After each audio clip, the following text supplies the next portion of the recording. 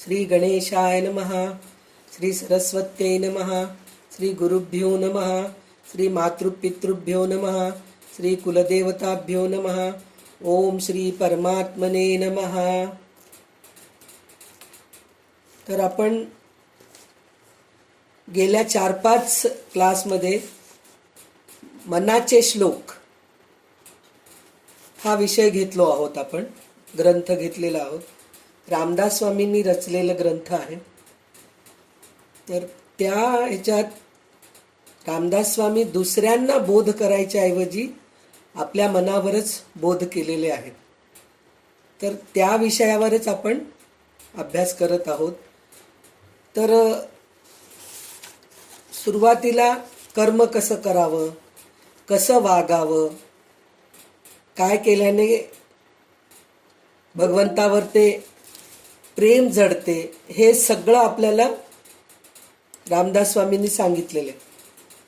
आणि 76 श्लोकांपर्यंत एक 10 श्लोक असे आहेत की प्रभाते मनी रामचिंतित जावा हे सांगितलेलं आहे. म्हणजे सकाळच्या वेळेस जर रामाचं नाम घेतलं तर दिवस पूर्ण आपला छान जातो असं रामदास स्वामी म्हणाले आहेत. आणि प्रत्येकाला ह्या गोष्टीचा अनुभव पण आला असेल. सकाळी उठल्या उठल्या आपण देवाचं नामस्मरण करत उठलो तर दिवस पूर्ण चांगला जातो आपला. तर हे आपल्याला रामदास स्वामी मनावर संस्कार घाला हे सांगितलेले आहेत. आणि त्याच्यानंतर भगवंताची पावन करणारी भावना, म्हणजे भगवंत आपल्याला पावन करण्यासाठी म्हणून काय भावना आपल्यामध्ये राहायला पाहिजे, म्हणजे आपण कसं वागायला पाहिजे, कसं बोलायला पाहिजे, कसं राहायला पाहिजे, हे सगळं स्वामी सांगत आहेत. तर ह्या श्लोकामध्ये हे पण झालेले आहेत. जवळजवळ ते पण एक 4 श्लोक झाले. त्याच्यानंतर समस्तामध्ये राम हे सार आहे. म्हणजे जिथे पहा तिथे रामच आहेत हे पण सांगतायत ते. तर त्याच्यामध्ये ते 81 श्लोकापासून 101 श्लोकांपर्यंत समस्तामध्ये राम नाम हे सार आहे पटवून दिलेलं आहे रामदास स्वामींनी.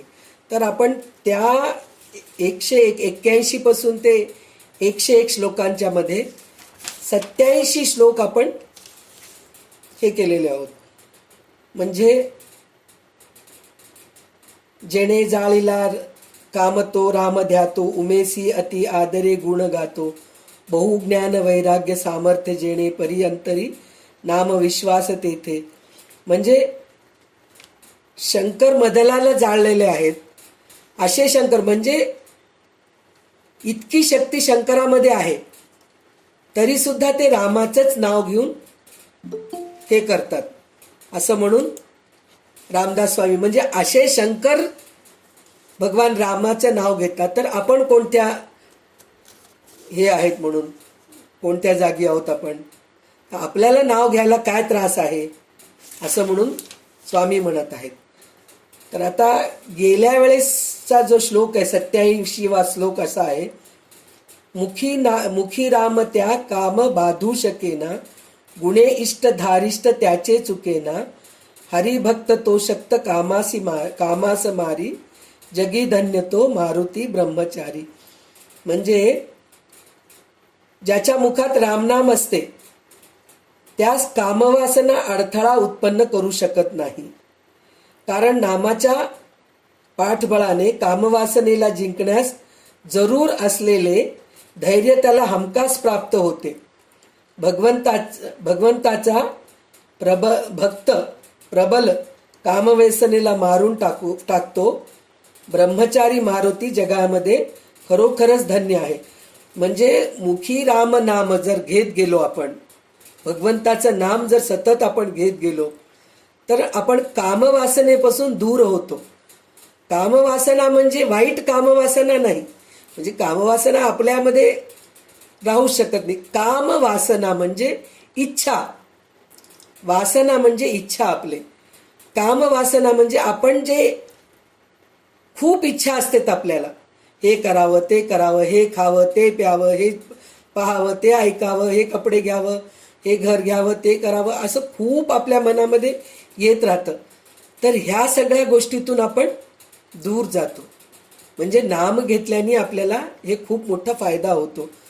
तर मारुती राया जे आहेत ना, ते स्वतः रामनाम सतत घेत असतात. आणि आपल्या ऐकण्यामध्ये असंही येतंय की जिथं रामकथा चालू आहे, रामायण चालू आहे, जिथं रामाचं भजन चालू आहे, रामनाम चालू आहे, तिथं म्हणे राम स्वतः येऊन बसतात. मारुती स्वतः येऊन बसतात ऐकण्यासाठी म्हणून. म्हणजे त्यांची तेवढी प्रबल इच्छा आहे, सतत मी रामाचंच नाम ऐकावं, रामाचंच गुणगान गावं, रामाचंच कथा ऐकावं, अशी त्यांची प्रबल इच्छा असल्यामुळे कामवासना तर नाहीच नाही त्यांच्यामध्ये. पण त्यांना स्वतःला सतत हे ऐकायला आवडतं.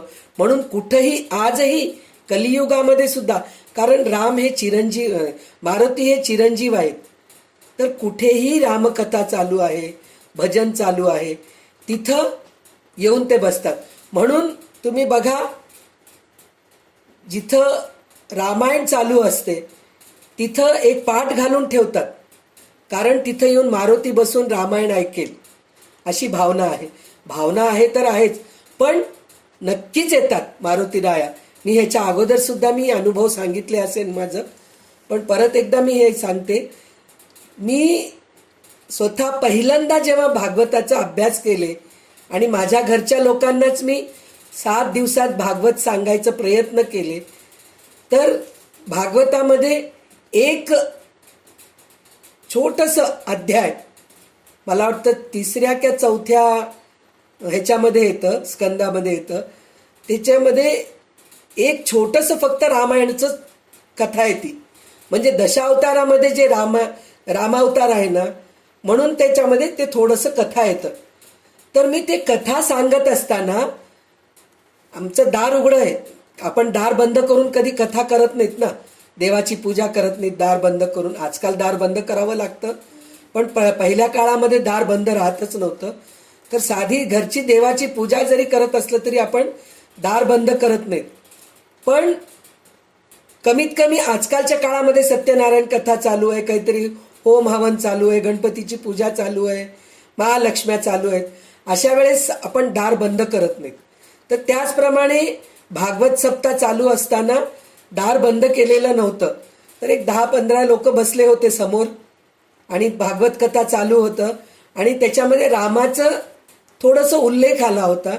राम काय म्हणतात, दशावतारामध्ये एक अवतार रामाचा असल्यामुळे ते कथा चालू असताना माकड येऊन आमच्या कंपाऊंड वॉलवर बसलंय.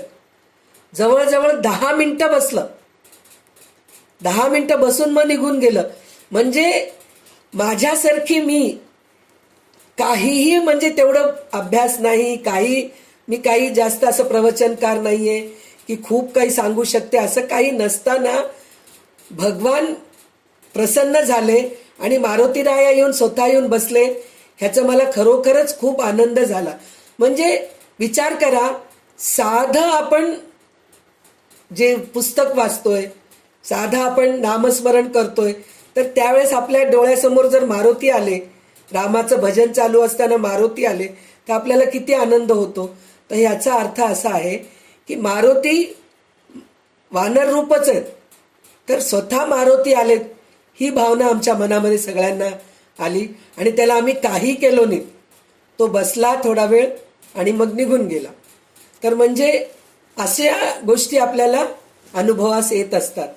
म्हणून रामनाम सतत जर आपण घेतलो तर एकतर मारुती आपल्यावर प्रसन्न असतात, राम तर प्रसन्न होतातच होतात, मारुती सुद्धा प्रसन्न होतात आणि आपले कामवासना पूर्ण नष्ट होते. म्हणजे आपले इच्छा नष्ट होतात, कामवासना नष्ट होते. म्हणून म्हटलं तर बायकांमध्ये जास्त असतं इच्छा, कपड्यांच्या बद्दल, सोन्याच्या बद्दल, भांड्यांच्या बद्दल खूप असतं. ह्या 3 गोष्टीचं तर खूप असतं. माझ्या अनुभवावरून मी सांगते. मला म्हणजे असं म्हणत नाही की मला खूप हे आहे म्हणून, मला खरोखर मला या गोष्टीचं हे नाही, पण मी माझ्यावर जर सांगितले तर दुसऱ्यांना राग येत नाही. कारण रामदास स्वामी स्वतःच म्हणतायत ना, मनावर बोध करा. तर स्वतःला दोष द्या पहिले, तुम्ही कुठल्या स्टेजवर आहेत हे बघा तुम्ही. तर तसं बायकांना जास्त करून साड्यांच्या दुकानात जायला आवडतं, शॉपिंग करायला आवडतं, सोन्याचं दागिने बघायला आवडतं, स्वयंपाकचं गोष्टी आवडतात, खायला आवडतात, ह्या सगळ्या गोष्टी आपल्याला आवडतात. तर ह्या सगळ्या गोष्टीकडून आपण दूर होतो. म्हणजे इच्छा आपली सगळी नाहीशी होते. नुसतं इच्छा ह्या गोष्टीची नाहीशी होते, पण भगवंताबद्दल प्रेम वाढत जातं. आपलं नामस्मरण घ्यावं वाटतं, सतत देवाची स्तुती करावं वाटतं, सतत भगवद्गीता वाचावं वाटतं, कोणतं तरी चांगलं ग्रंथ घेऊन बसावं वाटतं. ह्या सगळ्या गोष्टी आपल्याला होत असतात. बहु चांगले, आता 88वा श्लोक असा आहे, बहु चांगले नाम या राघवाचे, अति साजिरे स्वल्प सोपे फुकाचे, करी मूळ निर्मूळ घेता भवाचे, जीवा मानवा हेची कैवल्य साचे. म्हणजे काय, रामाचं नाव अतिशय सुंदर आहे, खूप चांगलं आहे आणि सोपं आहे. तुम्ही बघा, याच्यात कुठंही म्हणजे जोडाक्षर नाहीये, काहीच नाहीये, राम असं आहे. तर ह्याच्यामध्ये सुद्धा म्हणजे ओम म्हणल्यासारखं पण आपल्याला अनुभव येतो ह्याच्यामध्ये, राम. तर वाईट गोष्टी रा म्हणताना बाहेर टाकतो आणि चांगल्या गोष्टी आत घेतो, राम असं करून घेतो. म्हणजे इतकं सोपं आहे नाव हे आणि सुंदर आहे, अतिशय सुंदर आहे आणि छोटं आहे, 2च अक्षरी. आता ह्याला काही आपल्याला शॉर्टकट करायची गरज नाहीये. आता शारदा नाव आहे समजा, कोणी शारदा म्हणून शारू करून बोलावतात, असं 3 अक्षरी नाव आहे समजा, तर सरळ बोलावतच नाहीत. आता वैशालीताईला बरेच लोक मला वाटतं वैशू म्हणून बोलावत असतील, असं काहीतरी होत असतं. म्हणजे नाव 3 अक्षरी 4 अक्षरी असलं की तिकडं शॉर्टकट 2 अक्षरी करून टाकतात, असं असतं. पण रामाच्या नावाला काही करायची गरजच नाही. म्हणजे इतकं छोटं नाव आहे, राम असं आहे. लहानसे, सोपे व बिनखर्चाचे आहे. रामनाम घेतल्याने संसाराचा समूळ उच्छेद होतो आणि मानवी जीवांना रामनाम हेच स्वानंद साधन आहे. म्हणजे संसार उच्छेद करतो म्हणून म्हणलं तर संसारातून आपल्याला बाहेर काढतो असं नाही, संसारात राहून आपण भगवंतामध्ये असतो. हे सामर्थ्य नामामध्ये आहे. आणि हे रामाचं नाव जर घेत गेलो आपण तर सतत आनंदात असतो. दुःख आपल्याला माहीतच नसतं, काही चिंताच राहत नाही. आपण परवाच ते गाणं म्हणलं होतं ना, राम नाम ही नवका म्हणून. म्हणजे रामनामाच्या नौक्यात बसलो आपण तर कसं पार होतो ह्याचं आपल्याला गीता ध्यानमध्ये सुद्धा आहे. त्याच्यामध्ये त्यांनी कृष्ण नावाचं सार हे सांगितलेलं आहे. तर भीष्मद्रोण तटा जयद्रथ जला, गांधार नीलोत्पला, शल्यग्राहवती कृपेण वहनी, कर्णेन वेलाकुला, अश्वत्थाम विकर्ण घोर मकरा, दुर्योधनावर्तिनी, सोतीर्णा खलु पांडवैरण नदी, कैवर्तक केशव. म्हणजे हे अश्वत्थामा, विकर्ण, कर्ण हे सगळे शत्रू आहेत पांडवांचे. ह्या सगळ्या रणनदी म्हणजे ज्या नदीमधून पांडव प्रवास करतायत त्या प्रवास करणाऱ्या नौकेचा जर कैवर्तक म्हणजे जो खेवट आहे जर कृष्ण राहिला तर मग पांडवांना काही त्रासच नाही. त्याचप्रमाणे आपलं सुद्धा रामनामाची नौका जर असेल तर आपल्याला सुद्धा कोणत्याही भवसागरातून आपण पार करून जाऊ शकतो. म्हणून सतत आपण आनंदी असतो, असं रामनामाचे वैशिष्ट्य आहे. त्याच्यानंतर 89 जनी भोजनी नाम वाचे वदावे, अति आदरे गद्य शोषे घोषे म्हणावे, हरिचिंतने अन्न जेवीत जावे, तरी श्रीहरी पावी जेतो स्वभावे. जनी भोजनी नाम वाचे वदावे. म्हणजे जेवताना सुद्धा आपण देवाचं नाम घ्यावं. तुम्ही बघा, मोठी पंगत बसलेली असती कुठल्या तरी भागवत सप्तामध्ये, रामायणमध्ये, दासबोध पारायणामध्ये, कुठल्या तरी यज्ञामध्ये, तर तुम्ही बघा कितीतरी श्लोक म्हणत असतात. मनाचे श्लोक असतात, अन्नपूर्णास्त्र स्तोत्र म्हणतात, पुन्हा वदनी कवळ घेता. आपल्याला सुद्धा सवय आहे, जेवायला बसलं की आपण भगवंताचं पहिले नाव घेतो. देवा तुला मी स्मरून मी हे अन्न जेवतो. म्हणजे हे अन्न जरी दूषित असलं तरी माझ्या पोटात जाऊन चांगलं होऊ दे. ह्या दूषित अन्नाने मला काहीही प्रभाव होऊ नये. माझे गुरुचे आई होते ते तर ताटामध्ये काय वाढलं, शिळं अन्न का राहीना, पहिले त्याला पाणी फिरवून देवाला नैवेद्य दाखवायचं, मग जेवायचं, अशी त्यांची प्रथा होती. म्हणजे त्यांना ती सवय होती. जेवताना कुठंही जाऊ दे, कुठंही कोणाच्याही घरी जाऊ दे, स्वतः डायनिंग टेबलवर बसून स्वतःच्या घरी जेवत बसू दे, काही असू दे, पूर्ण अन्न आणि एकदाच वाढून घ्यायचे, परत वाढून घ्यायचे नाही. एकदाच अन्न वाढून घ्यायचे आणि त्याचं देवाला नैवेद्य दाखवायचं, मग ते सेवन करायचं. म्हणजे इतकं त्यांचं हे होतं. तर आपण सुद्धा जर जेवताना असं केलो, देवाचं नामस्मरण करून जर जेवलो, तर आपल्याला अन्न व्यवस्थित पचतं. म्हणजे इथं स्वार्थबुद्धी आहे आपली. म्हणजे चांगलं अन्न पचावं ह्यासाठी तरी आपण कमीत कमी देवाचं नामस्मरण करावं. आणि आपण देवाचं नामस्मरण करतो म्हणजे काय, नित्यानंद करी वराभय करी, सौंदर्य रत्ना करी, निर्दोथाखिल घोर पावन करी, प्रत्यक्ष माहेश्वरी, प्रालेयांचल वंश पावन करी, काशीपुराधीश्वरी, भिक्षांदेही कृपावलंबन करी, मातान्न पूर्णेश्वरी. असं म्हणून म्हणजे ब्राह्मण जेवायला बसल्या त्यावेळेस कमीत कमी आपण असे श्लोक म्हणतो. म्हणजे देवाचं नामस्मरण जर करत गेलो. आणि इथं त्यांनी सांगितलंय, रामदास स्वामींनी सांगितलेले आहेत की जनी भोजनी नाम वाचे वदावे. मुखामध्ये नाम राहायला पाहिजे जेवताना. अति आदरे गद्य घोषे करावे.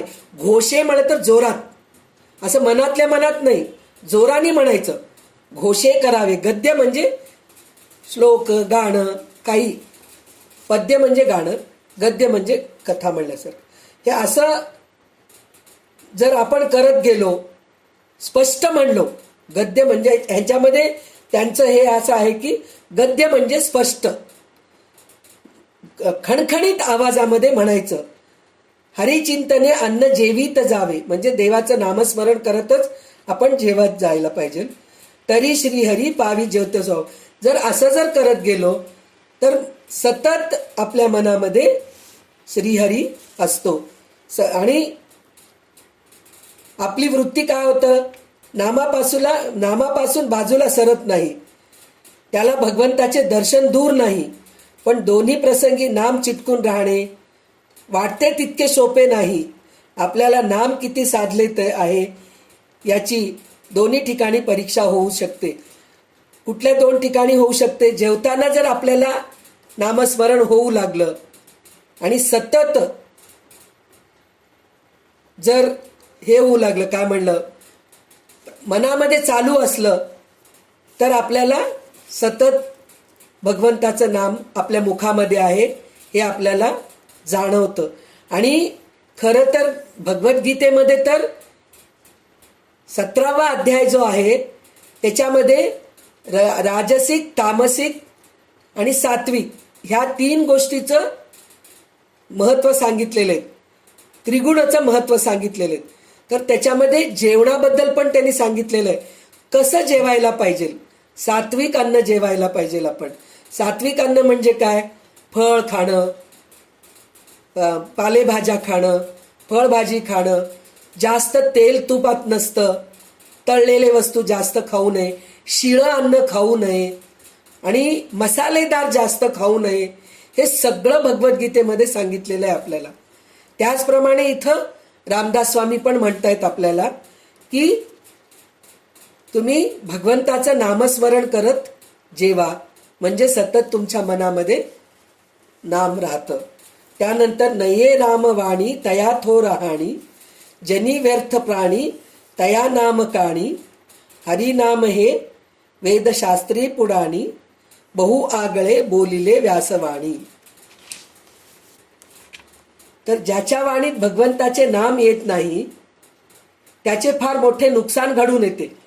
भगवंताचं नाव घेतलं तरच लोकांचं म्हणणं असं असतं, काय हो मी सतत देवाचं नामस्मरण करते, देवाची स्तुती करते, देवाचे स्तोत्र वाचते, देवाची पूजा करते, चांगले चांगले ग्रंथ वाचते, पण माझ्या संसारातले कष्टच संपत नाहीयेत हो, अजून चालूच आहे असं म्हणतात. पण त्यांना हे गोष्ट कळत नाहीये की ते कष्ट असले तरी तुम्ही सोसत आहात. आणि दुसरी गोष्ट, हे ह्या जन्माचे नाही आहेत, भोग गेल्या जन्माचे आहेत, ते तुम्हाला भोगावंच लागतं. पण तुम्ही जर सतत देवाचं नामस्मरण करू लागलात, चांगले ग्रंथ वाचू लागलात, चांगल्या गोष्टी ऐकू लागलात, तर ह्या जन्मातले जे हे आहेत ताप ते कमी होतील आणि सहन करायची शक्ती येईल. पण पुढचा जन्म चांगला येईल. ह्या ह्याच्यानी तरी, स्वार्थाने तरी नाम थांबू नका. चांगले ग्रंथ वाचायचे थांबू नका, चांगले प्रवचन ऐकायचे थांबू नका, हे सतत चालू राहू द्या. त्याचा कंटाळा करू नका तुम्ही. तर ज्याच्या मुखामध्ये नाम येत नाही त्याला तर त्रास होणारच आहे. त्याला वाटत असेल मी नाव घेत नाही तरी मी खूप सुखात आहे म्हणून, तर तुझी वेळ पण म्हणतात ना, सुखानंतर दुःख आहे, दुःखानंतर सुख आहे. त्याचप्रमाणे तू आता खूप सुखी आहेस असं तुला वाटत आहे, पण कोणत्या काळी काय पहाड कोसळेल तुझ्यावर ते ह्याचा अंदाज तुला नाहीये. म्हणून स्वामी म्हणतायत, ज्याच्या वाणीत भगवंताचे नाम येत नाही त्याचे फार मोठे नुकसान घडून येते. अशा माणसाचे जीवन व्यर्थ होय. जो माणूस नाव घेत नाही त्याचं जीवनच व्यर्थ आहे. देवाचा आठवण करत नाही त्याचं जीवनच व्यर्थ आहे. तो अति क्षुद्र समजावा. वेद, शास्त्रे व पुराणे या सर्वांमध्ये व्यासांनी भगवंताच्या नामाच्या श्रेष्ठपणाबद्दल पुष्कळचं सांगून ठेवलेलं आहे. वेद, शास्त्रे, पुराणे यामध्ये सर्वांमध्ये व्यासांनी भगवंताच्या नामाच्या श्रेष्ठपणाबद्दल पुष्कळ सांगून ठेवले आहे. म्हणून म्हटलं तर तुम्ही रामायण वाचा, भागवत वाचा, महाभारत वाचा, त्याच्यामध्ये देवाची स्तुतीच आहे जास्त करून. कथा छोटे छोटेच आहेत. आपल्याला तुम्ही आता आपण म्हणतो ना भागवतकार, त्याच्यामध्ये सुद्धा बरेचशा गोष्टी सांगत नाहीत. इतक्या गोष्टी असलं तरी बरेचशा गोष्टी सांगत नाहीत. पण त्या गोष्टीपेक्षा सुद्धा एक कार्य भगवंत केले, चांगले कार्य केले, कोणाचं तरी उद्धार केलंय, तर सगळे देव, ऋषी, मुनी, यक्ष, किन्नर हे सगळेजणी देवाची स्तुती करतात. म्हणजे प्रत्येक ग्रंथामध्ये, प्रत्येक वेदामध्ये, प्रत्येक शास्त्रामध्ये भगवंताची स्तुतीच आहे. तर तशा ह्याच्यामध्ये असताना आपण नुसतं एक रामनाम स्तुती करत बसू नका. स्तुती करणं म्हणजे काय? विष्णू सहस्रनाम म्हणून देवाची स्तुती करणं, पुरुष सूक्त म्हणून देवाची स्तुती करणं, श्री सूक्त म्हणून देवाची स्तुती करणं, ललिता सहस्रनाम म्हणायचं, शिवसहस्रनाम हे सगळं म्हणायचं आणि देवाची स्तुती करायचं. हे जर जमत नसेल आपल्याला, अवघड आहे बाबा. दररोज एक वेळ काढून बसणं, इतकं आपण संसारात गुरफटलेले आहोत की त्याच्यामधून आपल्याला बाहेर निघणं फार कठीण आहे. तर कमीत कमी एक 5 मिनिटं, 10 मिनिटं रामनाम जप करा. बसल्या बसल्या, थांबल्या थांबल्या करा, काम करत करत करा. हे विष्णू सहस्रनाम पाठ करावं लागतं आपल्याला, ललिता सहस्रनाम पाठ करावं लागतं, काम करत करत म्हणावं. म्हणजे ह्या वयामध्ये आपल्याला पाठ होत नाही. तर तसं जर नाही जमलं तर कमीत कमी चालता, बोलता, स्वयंपाक करता करता, काम करता करता, झाडाला पाणी घालत असताना देवाचं नामस्मरण केल्याने काहीही नुकसान होत नाही. तर त्याच्यासाठी म्हणून आपण देवाची स्तुती स्तोत्रांनी केल्यापेक्षा रामनामानी केलं, भगवंताच्या नामस्मरणाने जर केलो, ओम गणगणपते नमः, ओम नमः शिवाय, ओम लक्ष्मी नमः, ओम ऐं ह्रीं श्रीं श्री मात्रे नमः, किंवा श्रीराम जय राम जय जय राम असं ओम नमः शिवाय असं म्हणत म्हणत जर आपण करत गेलो देवाचं, असं काही नाही की रामच म्हणा म्हणून. रामदास स्वामींचे इष्टदेवता राम होते म्हणून त्यांनी रामावरती त्यांनी जास्त भर दिलेले. पण असं नाही की फक्त रामाचं नाव घेतलं तरच आपण तरले जातो, असं नाही. ते सोपं आहे म्हणून म्हणायचंय. ओम नमो भगवते वासुदेवाया असं असे कितीतरी आहेत. ह्या सगळ्याचं आपण जर चालता बोलता बसता उठता जर सतत आपण म्हणत बसलो तर खरोखर आपलं जीवन धन्य होईल आणि आपल्या संसारातले सुखद दुःख दूर होतील आणि भवसागरातून संसाराच्या भवसागरातून आपण पार पडतो. नको वीट मानू रघुनायकेचा अति आदरे बोलिजे रामवाचा नवेचे मुखी सापडे रे फुकाचे करी घोष त्या जानकी वल्लभाचे. अरे मना भगवंताचा कंटाळा करू नकोस. कंटाळा येतो हो, काय दिवसभर तेच तेच तेच तेच करायचं असं विचार करू नका. दिवसभर करूनही कमीच पडते आपल्याला, तर त्याचा कंटाळा करू नका. भगवंत नकोसा होऊ देऊ नकोस. अतिशय पूज्य भाव ठेवून वाचेने नाम घेत जा, म्हणजे मुखाने तुझ्या नाव घेत जा. असे करण्याने तुझे काहीच खर्च होणार नाही. मुखाने नाम घेत राहिल्याने भगवंत विनाकष्ट साध्य होतो. म्हणून त्या भगवंताच्या नामाचा सतत घोष करावा. मुखाने नाम घेत राहिल्याने भगवंत विनाकष्ट येतो म्हणे. आता तुम्ही बघितला असताल पुराणांमध्ये, पोथींमध्ये, ग्रंथांमध्ये, महाभारतामध्ये, रामायणामध्ये रावण सारखा एवढा मोठा पराक्रमी राजा, त्याला किती तपस्या करावं लागलं. एका पायावर उभा राहून करावं लागलं, वादळामध्ये राहावं लागलं. असे कितीतरी संत सत्पुरुष आहेत की त्यांना कितीतरी कष्ट सोसून भगवंताचं साक्षात करून घ्यावं लागतं. पण कलिकालामध्ये, कलियुगामध्ये सगळ्यात श्रेष्ठ म्हणजे नामजप आहे. म्हणून परीक्षित राजा म्हणे कली त्रास द्यायला आला होता म्हणे. पृथ्वी स्वतः म्हणती म्हणे, भागवतामध्ये आहे एक कथा की कलीला तुम्ही मारून टाका, मला खूप त्रास होतोय. पण परीक्षित राजा कलीवरती कृपा का केले, म्हणजे कलियुगामध्ये नामजप खूप चालणार आहे आणि नामजपानीच सगळं काही फायदा होणार आहे. दुसऱ्या गोष्टी येण्यापेक्षा, दुसऱ्या गोष्टी करण्यापेक्षा, म्हणजे कथा पोथी पुराण यज्ञ याग हे सगळे केल्यापेक्षा नामजप केलं तर खूप फळ आहे. म्हणून कलीला परीक्षित राजांनी मारलेला नाहीये. म्हणून तुम्ही नामजप करत राहा सतत, म्हणजे त्याच्याने तुम्हाला विना कष्ट. आता ध्रुवाला पण कष्ट करावं लागलं, किती कष्ट करावं लागलं ध्रुवाला. ओम नमो भगवते वासुदेवायचं जप, वाळलेली पानं खाऊन केलेत म्हणे ध्रुव, नुसतं वारा खाऊन केलेत, नुसतं पाणी पिऊन केलेत, एका पायावर थांबून केलेत, शेवटी त्यांच्या अंगावर वारूळ सुद्धा झालं म्हणे. म्हणजे इतकं कष्ट करावं लागलं, तेव्हा कुठं त्यांना भगवंत मिळाले. तर आपल्याला कलियुगामध्ये भगवंत स्वतःच ही देणगी दिलेली आहे की नामजप केल्याने विना कष्ट आपल्याला साक्षात्कार होतो, नक्की होतो. पण त्याच्यासाठी आपल्या मनामध्ये सतत भगवंताच्या नामाचा गजर व्हायला पाहिजे, तरच होतो. अति आदरे सर्व ही नाम घोषे गिरी कंदरे जाई जे दूर दूरी दोषे हरी तिष्ठतू तोषला नाम तोषे विशेषे हरा मानसी राम पीसे. जो कोणी अतिशय पूज्य भावाने नामस्मरण करतो त्याचे सारेच्या सारे दोष दूर. गिरिकंदरी, गिरिकंदरी म्हणजे पर्वतावरील गुहा.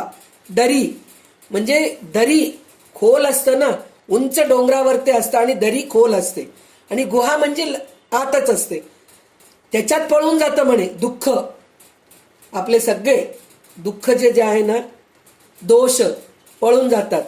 ज्या ठिकाणी भगवंताच्या नामाचा घोष चालतो त्या ठिकाणी भगवंत अत्यंत संतोष पाहून वास्तव्य करतो. ते आत्ताच मी सांगितले ना की जिथं रामायण चालू असतं तिथं मारुती राया येतात आणि भगवंत स्वतः अजून एक गोष्ट आहे, जर आपण एक वेळ ठरवलो, हे माझ्या गुरूंनी मला सांगितलेलं आहे, तुमचे गुरु पण तुम्हाला सांगितले असतील, तुम्ही पण वाचनामध्ये ऐकण्यामध्ये आलं असेल ही गोष्ट, की आपण दररोज एक वेळ ठरवलो, सकाळी 5 वाजता, 6 वाजता, 8 वाजता, 10 वाजता किंवा दुपारी 2 वाजता, संध्याकाळी 4, 5, 8, 10 किंवा रात्री अंथरुणावर बसल्या तेव्हा 10 वाजता, तेव्हा आपल्याला कोणी डिस्टर्ब करत नाहीत ना. तर त्यावेळेस जर आपण एक नेम केलो, नाम जपाचं नेम केलो, विष्णू सहस्रनामचं नेम केलो, भगवद्गीताचं नेम केलो, काहीतरी एक नेम आपण जर त्यावेळेस केलो, मी हे वाचणार, मी हे ग्रंथ वाचणार, मी हातात दासबोध घेणार आहे, मी अध्यात्म रामायण वाचणार आहे, मी वाल्मिकी रामायण वाचणार आहे, मी भागवत वाचणार आहे, जर असं आपण एक वेळ ठरवलो तर म्हणे भगवंत त्यावेळेस तिथं येऊन बसतात म्हणे, की माझा भक्त आज ह्या वेळेला माझा स्मरण करतोय तर मी त्याच्या जवळ राहायला पाहिजे, म्हणून भगवंत स्वतः येऊन बसतात म्हणे. म्हणून एक वेळ ठरवून जर आपण केलो, नियम केलो तर फार उत्तम आहे. ते नियम केल्यानंतर दिवसभर करायची गरज नाही असं नाही, दिवसभर करायलाच पाहिजे, पण एक नियम जर केलो तर भगवंत आपल्याला आपल्याजवळ येतात म्हणे. ज्या ठिकाणी भगवंताचा नामाचा घोष चालतो, म्हणजे ज्या ठिकाणी ज्या वेळेला आपण करतो तिथं भगवंत अत्यंत संतोष पाहून वास्तव्य करतो, म्हणजे तिथं भगवंत स्वतः येऊन बसतात. श्री शंकराच्या मनाला रामनामाचे विशेष वेड लागलेले आढळते. म्हणजे शंकराचंच इथं सारखं उदाहरण का देतात, म्हणजे आपल्याला 2 गोष्टी माहिती आहेत. एक गोष्ट काय, शंकर रामाची पूजा करतात आणि राम शंकराची पूजा करतात. त्याचं उदाहरण रामेश्वरमध्ये आहे, कारण राम स्वतः ईश्वराची पूजा करून तिथं लिंग स्थापना केलेत, म्हणूनच तिथं राम ईश्वर म्हणून रामेश्वर झालेलं आहे तिकडं. त्याचप्रमाणे शंकर सुद्धा सतत रामनाम घेतात, म्हणून रामदास स्वामी म्हणतात की शंकरासारखा मोठा ज्ञानी देव आहे, तेच जर रामाचं नाव घेत असतील तर आपण कोण आहेत, तर आपण सुद्धा भगवंताचं नाव घ्यायला पाहिजे, असं म्हणून सतत रामदास स्वामी शंकराचं आपल्याला आठवण करून देतात, सारखं उदाहरण त्यांचं देतात. जगी पाहता देव हा अन्नदाता, तया लागली तत्वता सार चिंता, तयाचे मुखी राम घेता फुकाचे, मना सांग पारे तुझे काय वेचे. जगाकडे पाहिले तर देव अथवा भगवंत सर्व जीवाचे धारण आहे, पोषण करतो असे दिसते. वास्तविक भगवंतच सर्व जीवांची सर्व प्रकारे काळजी घेतो. अरे मना, त्या भगवंताचे फुकटचे नाव तोंडाने घ्यायला तुझं काय खर्च होतंय रे. जर देवाचं नाव घेऊ लागलास फुकटचं तर तुझ्या खिशातलं तर काही जात नाहीये ना. पण ह्याच्यातलं पहिली ओळ असं सांगितलेलं आहे, जगी पाहता देव हा अन्नदाता. म्हणजे तुम्ही म्हणतायत, खूपच म्हणतायत तुम्ही, सत्यही आहे, मी कष्ट करतीये म्हणून स्वयंपाक होतोय घरामध्ये, मी स्वयंपाक करते, सकाळी लवकर उठते, भाजी चिरते, अन्न निवडून घेते, सगळं दाण्याचं कूट करून ठेवते, मसाला करून ठेवते, काय काय करते बाबा. एवढं सगळं केल्यानंतर कुठं माझ्या मुलांना जेवण मिळतंय, नाहीतर ह्यांना कोण करून देते, असा विचार करू नका बरं का. देव कोणाच्या तरी स्वरूपामध्ये येतो आणि त्यांना जेवू घालतो. ज्यांना आई नाहीये त्यांना ते काय उपाशी आहेत का? नाहीये, बिलकुल नाहीये. त्यांना जेवू घालणारे कोणीतरी आहे. आजकाल तर स्वयंपाकीण आहे, आई नसली तरी स्वयंपाकीण आहे. स्वयंपाकीण येऊन तुम्हाला स्वयंपाक करून देती, पोळीवाली बाई येऊन पोळी भाजी करून देती. ह्या सगळ्या गोष्टी होत आहेत. पण ह्या सगळ्या गोष्टी होत आहेत म्हणजे कशामुळे होत आहेत? हे भगवंतामुळेच होत आहेत. त्या जी व्यक्ती तुम्हाला स्वयंपाक करून खाऊ घालतीये ती व्यक्ती दुसरी कोणी नाहीये, ती देवच आहे. आणि जे आपल्याला घरात कमावून आणून खाऊ घालतायत ते सुद्धा देवच आहेत. आपले वडील, आपले भाऊ, आजकाल आपल्या आईसुद्धा नोकरी करून कमावून आणून आपल्याला खाऊ घातलेली आहे. तर जे जे आपल्याला कमावून आणून देतात ते सगळे देव आहेतच आहेत. आणि त्याच्यापेक्षा चांगलं उदाहरण म्हणून म्हटलं तर आम्ही नर्मदा परिक्रमा करायला गेलो होतो ना, तर त्यावेळेस तिथं सांगितले होते जे लोक नर्मदा परिक्रमा करतात ते एकही दिवस उपाशी राहत नाहीत. कोणीतरी त्यांना काहीतरी खायला देतच, काही नाहीतरी 2 बिस्किट तरी देतील, एक कपभर चहा तरी देतील, काहीतरी तुम्हाला स्वयंपाक करून नाही दिलं तरी पीठ देतील, तांदूळ देतील, चूल देतील, स्वयंपाक करून घ्या म्हणतील, 4 लाकडं देतील, चूल मांडून घ्या, तुमचं तुम्ही स्वयंपाक करून घ्या. म्हणजे नर्मदा मैया कोणाला उपाशी ठेवतच नाही, ह्याचा आम्हाला अनुभव आलेला आहे.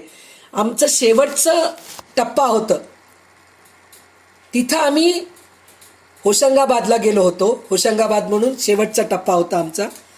तर होशंगाबादमध्ये नर्मदा मैयाच्या काठी आम्ही गेलो होतो. तिथं आम्हाला एक आश्रम होतं, त्या आश्रमचं नाव मला आता आठवण येत नाही, धुनीबाबांचं आश्रम होतं. तर ते धुनीबाबांच्या आश्रमामध्ये जेवण देतात. जितके नर्मदा परिक्रमावासी असतात ना त्यांना सगळ्यांना तिथे जेवायला देतात. तर त्या दिवशी आम्ही पोहोचेपर्यंत उशीर झाला, तर संपून गेलं, प्रसाद वाटप संपून गेलं. आणि त्या दिवशी एकादशी होती बऱ्याच लोकांना, आणि आमचं बस कुठंतरी लांब होतं. आणि तिथं जाऊन आम्ही स्वयंपाक करावा असं म्हणून म्हणलं तर कर्मधर्म संयोगाने गॅस पण संपला. आमचा शेवटचा दिवसच होता आणि त्या गावामध्ये आम्हाला ते गॅस मिळायचं चान्स पण नव्हतं. म्हणजे त्या दिवशी आमचं उपासच घडणार होतं. शेवटी आमचे जे कार्यकर्ते होते ते सांगितले की तुमच्याजवळ असलेलं फराळ तुम्ही खाऊन घ्या, पोहे चिवडा वगैरे काही असलं तर. ते त्या दिवशी आम्ही काय, आणि आम्हाला उतरताना असं सांगितलं होतं की काही खाण्याचं घेऊ नका, आपल्याला आश्रमामध्ये जेवायला मिळणार आहे. तर ते आश्रमामध्ये जेवायलाही मिळालं नाही आणि आम्ही सोबत पण काही फराळाचं घेतलं नव्हतं. तर सगळे आता उपाशी, 2 वाजून गेले, 2-2:30 वाजून गेले, सगळ्यांना भूक लागलेली आहे. जे एकादशी केलेत ते तरी फळ वगैरे खाऊन राहतील असं होईल म्हणून म्हणलं तर तिथं जवळपास काही मिळायसारखंही नव्हतं. पण शेवटी असं झालं की एक गृहस्थ पांढरे कपडे घालून 2 व्हीलरवर आले, गाडीवर आले, आणि सहज, म्हणजे मलाच विचारले म्हणून मोठेपणा नाही आहे, मी तिथं समोर होते म्हणून मला येऊन विचारले, मैया जी आपका प्रसाद हो गया का, असं विचारले. तर मी म्हणले नाही हुआ म्हणून सांगितले. तिथं जेवणला प्रसादच म्हणतात. तर तुम्ही प्रसाद झालं का, तुमचं जेवण झालं का? तर मी म्हणले आम्हाला नाही जेवण मिळालं नाही आज, आमचं धुनीबाबाच्या आश्रममध्ये पण आम्हाला काही मिळालं नाही असं म्हणलं तर ते म्हणाले चला आमच्याबरोबर, इथं एकाचं मॅरेज डे सेलिब्रेट होऊ लागले, 50 वर्षाचं मॅरेज डे सेलिब्रेट होऊ लागले, तिथं तुम्हाला प्रसाद दिलो. तर आम्ही म्हणले आम्ही 1-2 जण नाही आहेत, आम्ही कमीत कमी 40 ते 45 लोक आहोत, तेवढ्या लोकांची व्यवस्था होते का? तर 100 लोकांची पण व्यवस्था होते, तुम्ही या म्हणून म्हणले ते. तर मग मी आमच्या कार्यकर्त्यांना सांगितले जाऊन असं असं म्हणतायत ते. तर काय म्हणतात, मग आमचे कार्यकर्ते त्यांच्या मागे बसले गाडीवर, ते जाऊन बघून आले, म्हणले चालत जाऊ शकतो, इतकंच जवळ आहे, चला आपण सगळेजणी जाऊन तिथं प्रसाद घेऊया. म्हणजे विचार करा, देव अन्नदाता आहे आपल्याला. इथं रामदास स्वामी म्हणतात ना, जगी पाहता देव हा अन्नदाता. नर्मदा मैया आपल्याला अन्नदाता आहे, म्हणजे उपाशी ठेवत नाही.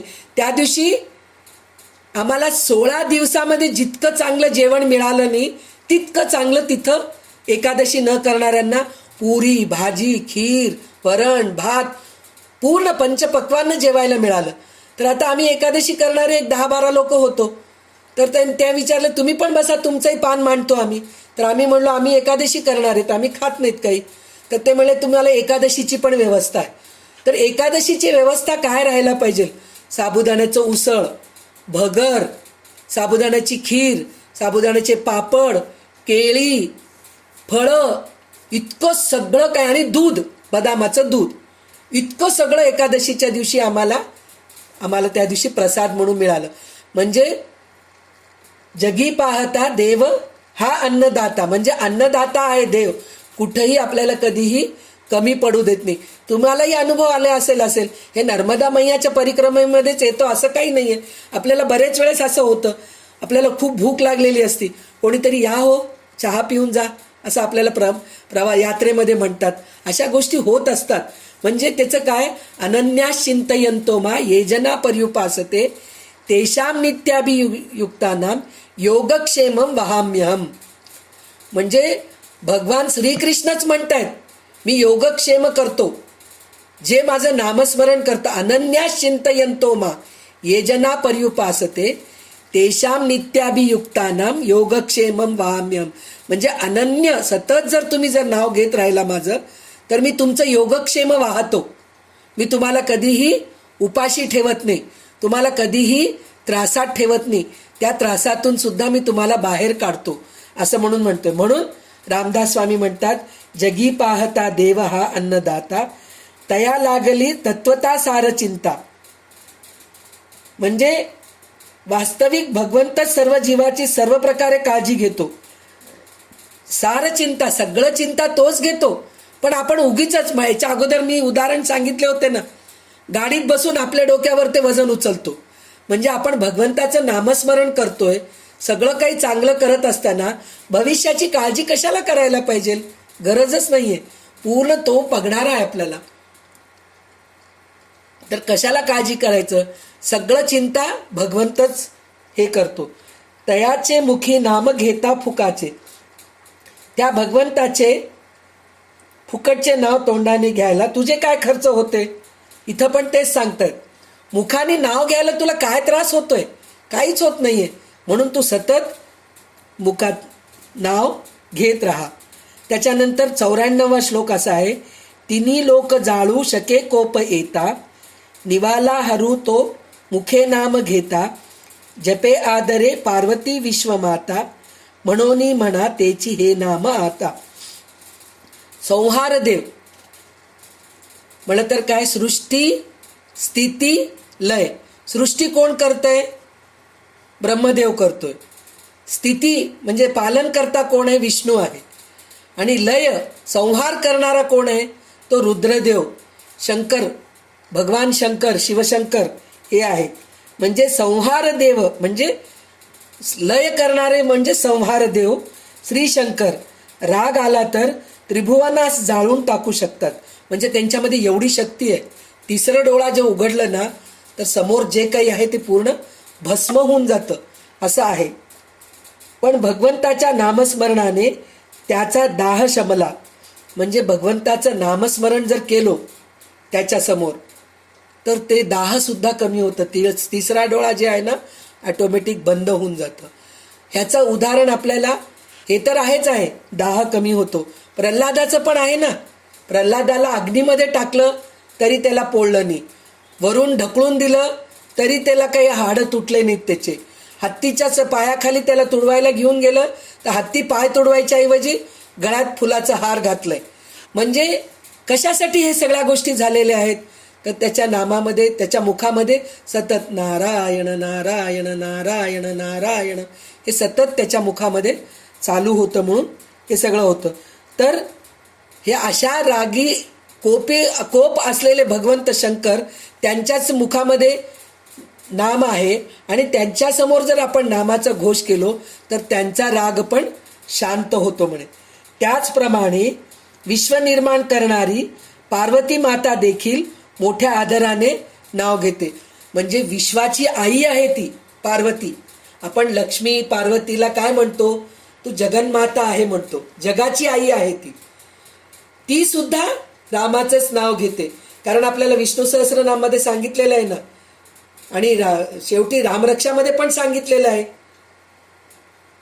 रमे रामे मनोरमे म्हणून जे सांगितलेलं आहे ते सगळं पार्वती सुद्धा रामाचंच नाव घेऊन ती धन्य झालेली आहे.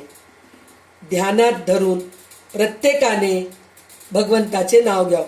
म्हणजे आपल्याला इतकं समजून सांगावं लागतंय की बघा बाबा, भगवान शंकर शिवशंकर पार्वती माताच रामाचं नाव घेती, तर तुम्ही कुठे, तुम्ही सुद्धा रामाचं नाव घ्या आणि उद्धार करून घ्या तुमचं, म्हणून सांगितलेलं आहे. अजामेळ पापी वदे पुत्र कामे तया मुक्ती नारायणे नाचे नामे शुकासारिखे कुंटणी रामवाणी मुखे बोलता ख्याती झाली पुराणी. इथं पहा, इथं ते आपण भागवतमध्ये आहे, कथा आहे. अजामेळ नावाचा एक राजा असतो. तो म्हणे इतका दासीवर ते हे होऊन जातो की त्याला संसार माहीत नाही, काहीच माहीत नाही.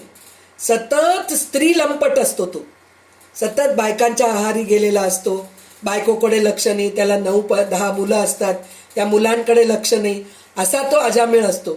पण तो म्हणे त्याच्या शेवटच्या मुलाचं नाव नारायण ठेवलेलं असतो. तर ते नारायण तो शेवटच्या काळी, म्हणजे आता त्याची सगळी शक्ती संपून गेली, दासी पण हकलून दिली, आता तू म्हातारा झालास, निघून जा तुझं तू.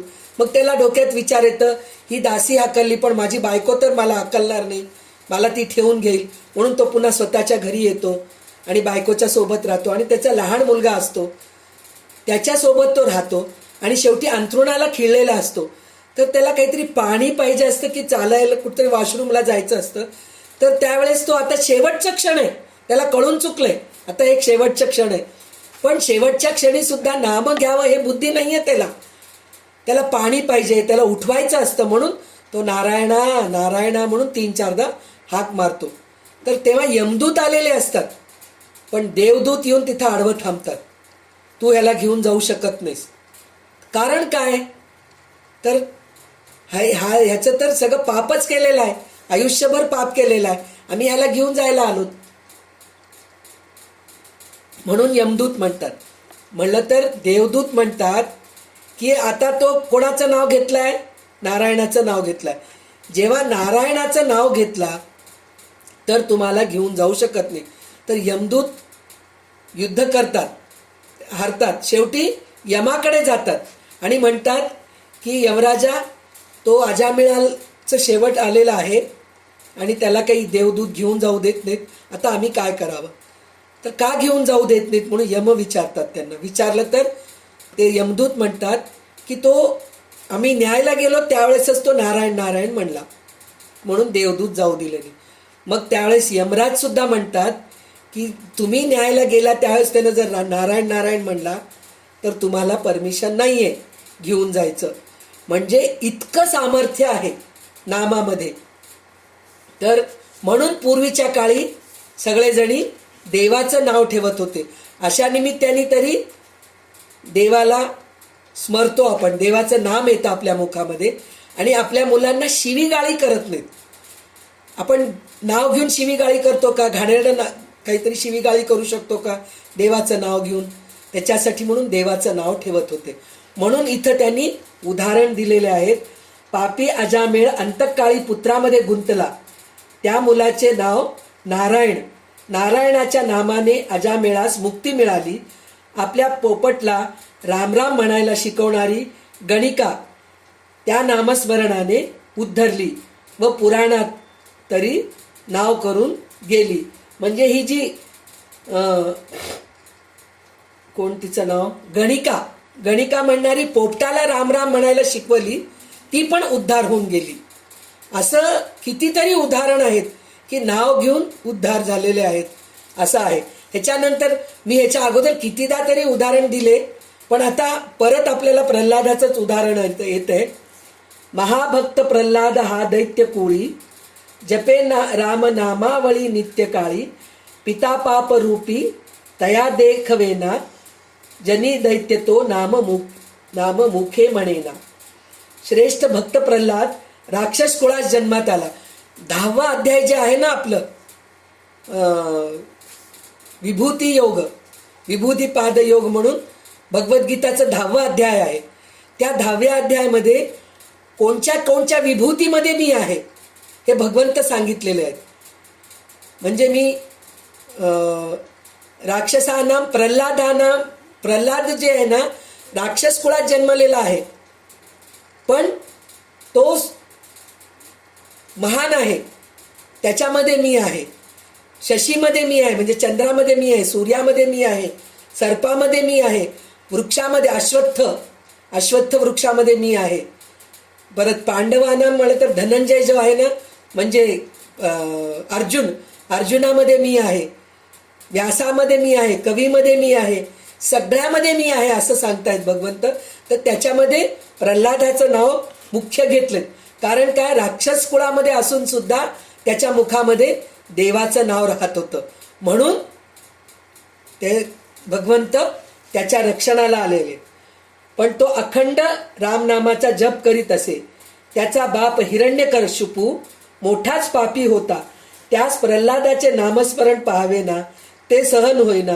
त्याने स्वतः कधीही नामस्मरण केले नाही, म्हणून सांगतायत तिथं. तर तिथं तुम्हाला कथा सगळ्यांना माहीतच आहे. शेवटी हिरण्यकशिपू कंटाळून जातो. तो म्हणतो, तुला काही केलं तरी तुझं काही अंत होत नाहीये. तुझ्या मुखामध्ये सतत देवाचंच नाव घेतोयस. अरे तुझा बाप आहे, मी जन्म दिलेला बाप आहे, त्याचं नाव सोडून माझं नाव घे म्हणलं तरी तो ऐकत नाही. तर त्यावेळेस तो कंटाळून म्हणतो हिरण्यकशिपू की देव कुठे मला दाखव. तर तो म्हणतो, देव कुठं नाही ते सांगा मला, म्हणून म्हणतो. तर त्यावेळेस ते म्हणतात, ह्या खांब्यामध्ये आहे का? तर त्यावेळेस ते म्हणतो, हो आहे म्हणून. मग त्यावेळेस ते हिरण्यकशिपू, आता म्हणले ना, किती कष्ट केल्यानंतर त्याला वर प्राप्त झालंय. आपल्याला तर वर प्राप्त करण्यासाठी काही कष्ट करावंच लागत नाही, बसल्या ठिकाणी मुखात नाव घ्यायचे आपल्याला. तर हिरण्यकशिपू बरेचसे कष्ट करून एक वरप्रदान करून घेतला होता की मी जमिनीवर मरणार नाही, आकाशात मरणार नाही, देवाकडून मरणार नाही, दैत्याकडून मरणार नाही, माणसाकडून मरणार नाही, पशुकडून मरणार नाही, शस्त्रांनी मरणार नाही, सकाळी नाही, रात्री नाही, असं सगळं काही तो वर मागून घेतलेला असतो. तर त्याच्यासाठी म्हणून भगवान विष्णू हे नरसिंह अवतार घेतात. म्हणजे नर आणि पशु, पशु अर्ध नर असा अवतार घेऊन त्याचं, म्हणजे नरही नाहीये, पशु पण नाहीये. म्हणजे त्याने जे वर मागितले होते ना, सकाळ नाही, रात्र नाही म्हणजे संध्याकाळची वेळ, घरात नाही, बाहेर नाही म्हणजे उंबरठ्यावर, घर नाही, बाहेर नाही, उंबरठ्यावर त्याला, आणि शस्त्र नाही ते मारायचं म्हणजे हाताच्या नखानी पोट फाडून हिरण्यकशिपूला मारले होते. म्हणजे मुखाने नाव घेतलं. आणि अजून एक गोष्ट, ह्याच्यामध्ये दोन गोष्टी आहेत. एक तर त्यांनी शापित होते, जय विजय म्हणून हिरण्यकशिपू हिरण्याक्ष म्हणून जन्माला आले. आणि शापित झाल्यानंतर उशाप त्यांना असं मिळालं होतं की तुम्ही जरी राक्षस कुळात जन्मलात, राक्षस वृत्ती जरी असले, तुम्ही देवांवरती जरी द्वेष करत असलात, तरी तुमच्या मुखामध्ये सतत देवाचंच नाव असेल. तो विष्णू चांगला नाही, तो नारायण चांगला नाही, त्या नारायणाला कळत नाही, असं सतत जरी म्हणलात तरी तुमच्या मुखामध्ये भगवंताचंच नाम येतं. म्हणून तुम्हाला देवाच्या हातूनच मृत्यू आहे. आणि दुसरी गोष्ट एक आहे, एक माणूस जीवाला, एक जीव जर भगवंताचं नामस्मरण करू लागलाय, भगवंताचं स्तुती करू लागलाय, भगवंताचे चांगले चांगले ग्रंथ वाचू लागले, तर म्हणे 7 पिढ्या उद्धार होतात. म्हणे 7 पिढ्या, आपल्या मागचे पुढचे सगळे पिढ्या उद्धार होतात. म्हणजे प्रल्हाद जो स्वतः नामस्मरण केलेला आहे, तर त्याची पिढी उद्धार होणारच ना, कशाला होत नाही. तर त्याच्यासाठी म्हणून आज हिरण्यकशिपूचं भगवंताच्या हाती उद्धार झालेला आहे. म्हणून आपलं तर उद्धार होणारच आहे. हो, नामस्मरण केलं, देवाची स्तुती केलं, चांगले ग्रंथ वाचलं तर आपलं तर उद्धार होणारच आहे. पण आपल्या 7 कुळांचं पण उद्धार होतं. ह्या स्वार्थाने तरी कमीत कमी नाम घ्यावं असं रामदास स्वामी सांगतायत. 97वा श्लोक असा आहे, मुखी नाम नाही तया मुक्ती कैची, अहंता गुणे यातना ते फुकाची, पुढे अंत येईल तो दैन्यवाणा, म्हणोनी म्हणारे म्हणा देवराणा. ज्याच्या मुखात भगवंताचे नाम नाही त्याला मुक्ती मिळणे नाही. कर्तेपणाच्या अभिमानाने तो उगीचच यातना भोगतो. अशा माणसाला दैन्यवाणे मरण येते. म्हणून सर्वांनी भगवंताचे नाव घ्यावे. म्हणून एक दिवस आपल्याला हे जग सोडून जायचेच आहे. तुम्हाला किती जरी केलात तुम्ही काही चिरंजीव होणार नाही. जग सोडून 101 वर्ष जिवंत राहताल, 110 वर्ष जिवंत राहताल, पण शेवटी तुम्हाला जायचंच आहे. एकदा जन्माला आलात म्हणलं तर मरण आहे, पण मरणाच्या वेळी जर तुम्ही भगवंताचं नाव घेतलात तर पुन्हा जन्म होऊ शकत नाही असं पुराणांमध्ये वेदमध्ये सांगितलेले आहे. तर त्याच्यासाठी तरी आपण भगवंताचं नाव घ्यायला पाहिजे. आणि एक दिवस हे जग सोडून जायचं. आता आपण जन्माला आलेलेच आहोत, तर मरणार आहोत हे निसंशय आहे, हे होणारच आहे. फक्त येथून जाताना आपले मन कशामध्ये गुंतणार नाही याची काळजी शहाण्या माणसांनी करावी. म्हणजे भज गोविंदम भज गोविंदम गोविंदम भज मूढमते. मूढमते म्हणजे मूर्ख मना. मूर्ख जो आहेस, अरे देवाचं नाव घे, तुझं काही तुझ्या सोबत येत नाही हे शंकराचार्य आपल्याला सांगितलेले आहेत. तसंच इथं आपल्याला रामदास स्वामी पण सांगतायत. ज्याची देहबुद्धी प्रबल असते त्याचे मन देहात व इतर दृश्य वस्तूमध्ये अडकते. म्हणजे देहबुद्धी म्हणजे सतत शरीराचाच विचार करत असतो आपण. कपडे, शरीरावर कपडे चांगले आहेत की नाही, मी दिसते कशी, माझ्या अंगावर दागिने छान दिसत आहेत का नाही, माझं देह खूप, मी गोरी आहे का काळी आहे, माझं देह म्हणजे कुठं दुखतंय, काय त्रास होतंय, ह्या गोष्टीकडेच आपलं सतत लक्ष असतं. मग देह सोडताना मनाला यातना होतात. म्हणजे ह्या देहाला सोडताना यातना होतात. म्हणे आपल्याकडे जे वारलेले असतात, जे गेलेले असतात, मृत्यू पावलेले असतात, त्याला पहिल्या काळामध्ये 2-3 तास, जास्तीत जास्त 4-5 तास जमिनीवर ठेवत होते. त्याच्यानंतर लवकर घेऊन जा ह्याला, लवकर त्याचं दहन क्रिया करा असं म्हणत होते. पण आजकाल काय झालंय, प्रत्येक आई वडिलांचे मुलं परदेशी असतात. अमेरिका, दुबई असे कुठंतरी असतात परदेशात, ऑस्ट्रेलिया, आफ्रिका कुठेही असतात. कुठं नाही तरी हैदराबादमध्ये असलं तर बेंगळूरमध्ये मुलं असतात, बेंगळूरमध्ये मुलं असलं तर आई वडील हैदराबादमध्ये असतात, असं काहीतरी होतं. म्हणजे त्यांना यायला कमीत कमी 8-9 तास तरी लागतात. कसंही या, तुम्ही फ्लाईटनी या, गाडीनी या किंवा कारनी या, अशी परिस्थिती आजकाल झालेली आहे. तर म्हणे जीवाला खूप त्रास होतं. म्हणे आत्मा जे आहे ना निघून जातं आणि ते सगळं वासनेनीच निघून गेलेलं असतं. तर त्यावेळेस ते तिथं भटकत असतं. शरीर सोडलेलं असतं, अन्नमय सोडलेलं आहे, प्राणमय सोडलेलं आहे, हे सगळं जे मनोमय सोडलेलं आहे. फक्त शरीर तिथं आहे, बाकी सगळं तिथंच गुरफटलेलं आहे. पण तिथं आपण आता बाकीचे लोक रडत असतात, गेला हा गेला हा गेला हा म्हणून रडत असतात. काही लोक मनामध्ये चांगलं झालं, गेलेलंच बरं झालं, किती त्रास दिला जिवंत असताना, असं काही लोक म्हणलेले असतात. काही लोकांना खूप दुःख होत असतं, अरे हा गेला म्हणून दुःख होत असतं. तर तो तिथं जीवात्मा जो भटकत असतो ना, तो प्रत्येकाला सांगायचा प्रयत्न करतो. म्हणे अरे मी कुठेही गेलो नाही, तुमच्या अवतीभोवतीच आहे, मला बघा, तुम्ही दुःख करू नका म्हणून तो सांगत असतो. पण कोणाला कळतच नाही, कारण ते दिसतच नाही, आत्मा दिसतच नाही कधी आपल्याला काही. तर असं तिथं भटकत असतं. म्हणे म्हणून जे मृतदेह आहे त्याचं लवकर दाह संस्कार करावं. म्हणे म्हणजे ते मध्ये यायचं प्रयत्न, अरे माझं शरीर आहे पण मी का जाऊ शकत नाही, असं त्या आत्म्याला वाटत असतं. म्हणे त्या मनाला वाटत असतं. म्हणे त्या जीवाला वाटत, आत्म्याला नाही, त्या जीवाला, त्या मनाला असं वाटत असतं. म्हणे तर त्याच्यासाठी म्हणून लवकरात लवकर त्याचं दाह संस्कार करावं लागतं. म्हणजे त्याचं शरीर पंचमहाभूतामध्ये विलीन होऊन जातं. त्याच्यानंतर 10 दिवसानंतर क्रियाकर्म करावं. म्हणजे ते जे जीवात्मा असतो ना त्याला मुक्ती मिळते. 9 दिवस तिथंच भटकत राहतं, ते बघत राहतं काय चाललंय काय नाही म्हणून. मग ते जीवात्म्याचं मुक्ती व्हावं म्हणून, चांगली गती प्राप्ती व्हावं म्हणूनच दिवसवार करतात. तर त्याच्यासाठी म्हणून आपण देहाचं सतत काळजी करू नये. मग देह सोडताना मनाला फार यातना होतात. भगवंताचे नाम घेणाऱ्या माणसाचे मन नामात स्थिरावू लागते. त्यामुळे जिवंतपणे देखील त्याचे मन दृश्य वस्तूमध्ये विशेष अडकत नाही. अर्थात अंतकाळी त्यास देह सोडण्याचे कष्ट नसतात.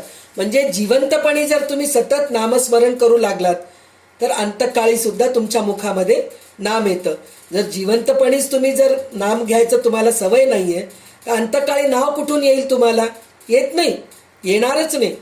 जर जिवंतपणी जर नामस्मरणाचं जर तुम्हाला सवय आहे तर अंतकाळी जर तुम्ही जर त्यावेळेस तुम्हाला देवाचं नाम येतं आणि बिना यातना माणूस जीव सोडतो आणि चांगल्या गतीला जातो, असं रामदास स्वामी सांगत आहेत. हरिनाम नेमस्त पाषाण तारी, बहु तारिले मानव देहधारी, तया राम नामी सदा जो विकल्पी, वदेना कधी कदा जीव तो पापहारी. हरिनाम नेमस्त पाषाण तारी म्हणजे काय? भगवंताचं नाव घेतलं तर पाषाण सुद्धा तारले जातात. म्हणजे अहिल्याचा उद्धार झालेला आहे ना. भगवंताच्या नामाने पाषाणांना निश्चितपणे तारले. आणि त्याचं अजून एक हे काय आहे, आपण जे देवळामध्ये जातो म्हणतो ना, अहो त्या देवळात गेलं तर फार खूप चांगले स्पंदनं असतात हो तिथं. का असतात हो त्या देवळामध्ये स्पंदनं? तिकडले पुजारी चांगले असतात आणि तिथं सतत देवाचं नामस्मरण चालू असतं, देवाची पूजा चालू असतं, उत्सव चालू असतात, सगळ्या गोष्टी चालू असतात. त्या देवळामध्ये त्या मूर्तीमध्ये ते मूर्ती तर पाषाणाचीच आहे ना, धातूचीच आहे ना, त्याच्यामध्ये जीव कुठे आहे? पण सतत देवाचं नामस्मरण, देवाचं स्तुती, पूजा अर्चा जर चालू असलं तर म्हणे हरिनाम नेमस्त पाषाण तारी, म्हणजे त्या पाषाणामध्ये सुद्धा देव येतो आणि आपला उद्धार करतो. मग मानव देहात वावरणाऱ्या कितीतरी जीवांना नामाने तारले यात नवल कसले. म्हणजे दगडालाच देवपणा येतो तर आपल्या शरीराला काय येत नाही? आपलं शरीर तर पंचमहाभूतांनी बनलेलं आहे, तर ह्याच्यामध्ये काय येणार नाही? जीव आहे, प्राणवायू आहे, आपल्या ह्याच्यामध्ये रक्त आहे, पाणी आहे. हे सगळं असताना आपल्याला का देव तारत नाही? आपल्यामध्ये का देव येत नाही? आपल्याला का साक्षात्कार होत नाही? नक्कीच होतो, आपल्या पण साक्षात्कार होतो, ह्याच्यात नवल नाहीच आहे. पण काही माणसांना भगवंताच्या नामाबद्दल नेहमी संशयच येतो. भगवंताचे नाम कधी न घेणारा जीव खरा पापमय समजावा. काही लोक संशयी असतात. काय आहे हो त्याच्यामध्ये? तर दगडच आहे, त्याला काय येतंय? तो काय करतो? आपल्यालाच सगळं करावं लागतो. तो पापात्मा आहे, त्याच्या एवढं पापी कोणी नाहीये, असं रामदास स्वामी म्हणतात. जगी धन्य वाराणसी पुण्य राशी, तये माझी जाता गती पूर्वजासी, मुखे राम नामा वळी नित्य काळी, जीवाहित सांगे सदा चंद्रमौळी. पुण्याने भरलेले काशी क्षेत्र जगात खरोखर धन्य आहे. काशीमध्ये देह ठेवला असता आपल्या सकट पूर्वजांना उत्तम गती मिळते. मुखाने सतत भगवंताचे नाम घ्यावे ही हिताची गोष्ट श्री शंकर तेथे जीवाच्या कानात सांगतात. म्हणजे वाराणसीमध्ये देह ठेवला तर म्हणे वाराणसीमध्ये गेले तर म्हणे आपल्याला डायरेक्ट मुक्तीच आहे, म्हणजे देवाच्या मोक्षच प्राप्त होते. म्हणजे काशी क्षेत्रामध्ये जर जाऊन आपण देह ठेवला, आपला मृत्यू झाला आणि तिथल्या स्मशानभूमीमध्ये आपलं दहन संस्कार झाले तर म्हणे आपल्याला मोक्ष प्रदान होतं म्हणे. तर तिथं म्हणे भगवान शंकर स्वतः जो मृत्यू पावलेला आहे त्याच्या कानामध्ये जाऊन रामाचं नाव सांगतात म्हणे, म्हणून त्याला मुक्ती मिळते म्हणे. म्हणून आपल्याकडे सुद्धा काय पद्धत आहे? देह जेव्हा उचलतात, मृतदेह जेव्हा उचलतात तेव्हा राम राम राम राम राम राम म्हणत उचलतात, नारायण नारायण म्हणतात, हरी हरी म्हणतात. म्हणजे तो स्वतः मुखाने जरी नाव घेतला नाही तर कमीत कमी उचलताना तरी त्याच्यासाठी म्हणून आपण नाव घ्यावं. म्हणून आपल्याकडे सुद्धा ही पद्धत आहे, देवाचं नाव घेऊनच मृतदेह उचलतात. म्हणून काशी क्षेत्रामध्ये मृत पावलं तर भगवान शंकर स्वतः येऊन त्यांना कानामध्ये भगवंताचं नामस्मरण करवतात. तर ह्याच्याबद्दल एक कहाणी मी फेसबुकवर वाचले होते. तर एक खूप श्रीमंत, गर्भश्रीमंत माणूस काही दिवस आजारी असतो तो. तर तो जातो आपल्या डॉक्टर मित्राकडे जातो. डॉक्टर मित्राकडे जाऊन म्हणतो की बाबा, मला काही दिवसापासून माझ्या शरीराला काहीतरी त्रास होत आहे, तर ते त्रास काय आहे मला कळत नाही आहे. तर मग तो डॉक्टर सगळ्या प्रकारचा टेस्ट करतो. सगळं केल्यानंतर म्हणतो की तुला खूप मोठा आजारपण आलेला आहे, तू जास्तीत जास्त 2 महिने राहशील, त्याच्यापेक्षा जास्त 6 महिने राहशील, त्याच्यानंतर तू राहणार नाहीस. तू मित्र आहेस म्हणून मी तुला सांगतो, तर तुझी इच्छा काय आहे, शेवटची इच्छा, ते सगळं तू पूर्ण करून घे. तर त्या माणसाला असं वाटतं की मी इतके वर्ष संसारामध्येच गुरफटून राहिलेलो आहे आणि संसारातच काळजी करत राहिलो. माझे 4 मुलं आहेत, माझी बायको आहे, त्या 4 मुलांना पैसा भरपूर मिळावं, त्यांच्यानंतर माझ्या नातवंडांना, माझ्या पंतवंडांना पैसा मिळावं म्हणून पैसे कमवण्यामध्ये मी इतका व्यस्त वेळ वाया घातलो. तर आता मी कमीत कमी चांगलं काहीतरी करतो. पण जर मी असं म्हणलो तर आणि माझं शेवटचे दिवस आले म्हणून जर मी असं काहीतरी म्हणलो तर माझे मुलं जाऊ देणार नाहीत. शेवटच्या काळी तरी तुम्ही आमच्याबरोबर राहा असं म्हणतील. म्हणून तो काय करतो, म्हणतो की काशी क्षेत्रामध्ये जाऊन मेलो तर मला मोक्ष प्राप्त होते, त्याच्यासाठी मी काशी क्षेत्रात जातो म्हणून ते निघतात, काशी क्षेत्राला जातात. आणि जाताना एक विल लिहून ठेवतात की मला कोणी हुडकू नका, मी आता निघून चाललोय, मी कुठं चाललोय मला स्वतःला माहीत नाही, माझा शोध घेऊ नका तुम्ही, म्हणून निघून जातात. निघून गेल्यानंतर तिथं काशी क्षेत्रामध्ये पोचतात. पोचायच्या आधी मुंबई ते काशीला जाताना मध्ये गुजरात कोणतं तरी एक गाव लागतं. तर ते गावात उतरणारा एक प्रवासी असतो. तो म्हणतो की तुम्ही इथून काशीला जातायत तर कधीतरी एकदा तुम्ही गुजरातमध्ये उतरा तुम्ही, आणि तिथं एक चांगलं हॉटेल आहे, त्या हॉटेलमध्ये जेवा, खूप चांगलं जेवण मिळतं. माणूस जन्माला आल्यानंतर त्या हॉटेलमध्ये जेवलं तर धन्य आहे असं मला वाटतंय म्हणून तो प्रवासी म्हणतो. तर तो म्हणतो माझे दिवस संपत आलेत, आता मला काही हे नाही आहे, मी काशी क्षेत्रातच जाऊ लागलो, काशीलाच जातो, तिथंच जाऊन राहतो. म्हणून तो श्रीमंत, गर्भश्रीमंत माणूस तिथं जातो. तिथं गेल्यानंतर एक मुसलमानचा रिक्षावाला भेटतो. तो म्हणतो कशासाठी आलात तुम्ही, मी तुम्हाला तिथं सोडतो, रेल्वे स्टेशनवर विचारतो तो. तर ते म्हणतात की असं असं माझा 2 महिन्यामध्ये मृत्यू होणार आहे असं डॉक्टर सांगितलेले आहेत, तर त्याच्यासाठी म्हणून मला अशा ठिकाणी घेऊन जाऊन ठेव की जर मी उद्याच्या दिवशी अंथरुणावर पडलं तरी मला कोणीतरी बघतील, अशा ठिकाणी मला घेऊन जाऊन तू ठेव म्हणून म्हणलं. तर आहे तिथं की काशी क्षेत्रामध्ये अशा आश्रम आहेत, धर्मशाळा आहेत की शेवटचं क्षण असतं, पूर्ण अंथरुणाला खिळलेले असतात, त्यांना सुद्धा सांभाळणारे लोक आहेत तिकडं. कारण तिथं मेल्याने मुक्ती मिळते म्हणून म्हाताऱ्या लोकांना जाऊन तिथं टाकून देतात, नाहीतर स्वतः जाऊन म्हातारे तिथं राहतात. असे आश्रम आहेत, धर्मशाळा आहेत, तर त्या धर्मशाळामध्ये घेऊन टाकतो. तिथं गेल्यानंतर ते कर्मधर्म संयोगाने, त्या काशीच्या महिम्याने की काय की माहीत नाही, हा जो गर्भश्रीमंत आजारी पडलेला असतो तो ठणठणीत बरा होतो. मग बरा झाल्यानंतर ते म्हणतात तू बरा झालास, आता तुला इथं राहण्याची सोय नाही आहे, तू दुसऱ्या ठिकाणी निघून जा. असं करत करत 6 महिने निघून जातात. तो ह्या आश्रमामधून त्या आश्रमामध्ये, त्या आश्रमामधून ह्या आश्रमामध्ये, असं करत करत 6 महिने निघून जातात. तर ते म्हणतो मरणच येईना, काय करावं. मग तो आणि तो रिक्षावाला खूप क्लोज होऊन जातो त्याच्याशी. मुसलमानचा जो रिक्षावाला असतो तो खूप त्याच्याशी जवळीक, म्हणजे आप्त होऊन जातो, त्याचा मित्र, नातेवाईक असा होऊन जातो. तर एक दिवस ते दोघं जणी भेळ खातात रस्त्यावरती. भेळ खाता खाता एक कागद, ते भेळ खाल्लेलं कागद त्या माणसाच्या हातात पडतं.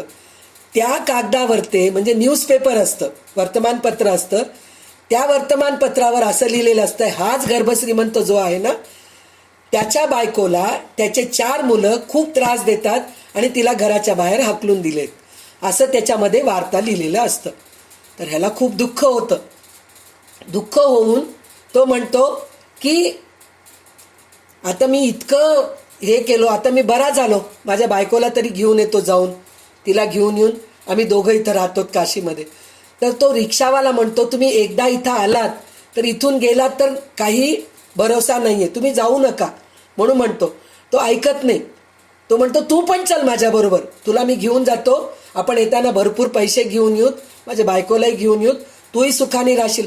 तर तो म्हणतो मी काशी सोडून कुठंही जात नाही, मी इथंच राहतो म्हणून तो म्हणतो. आणि हा निघतो.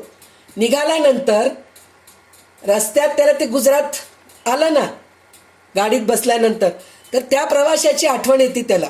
आठवण येऊन तो म्हणतो की तो म्हणला होता ना जन्माला आल्यानंतर एकदा तरी त्या हॉटेलमध्ये खावं म्हणून, चला कमीत कमी जाऊन हॉटेलमध्ये खाऊन मग आपण जाऊत आपल्या गावी, मुंबईला जाऊत, असं तो विचार करून तो तिथं उतरतो.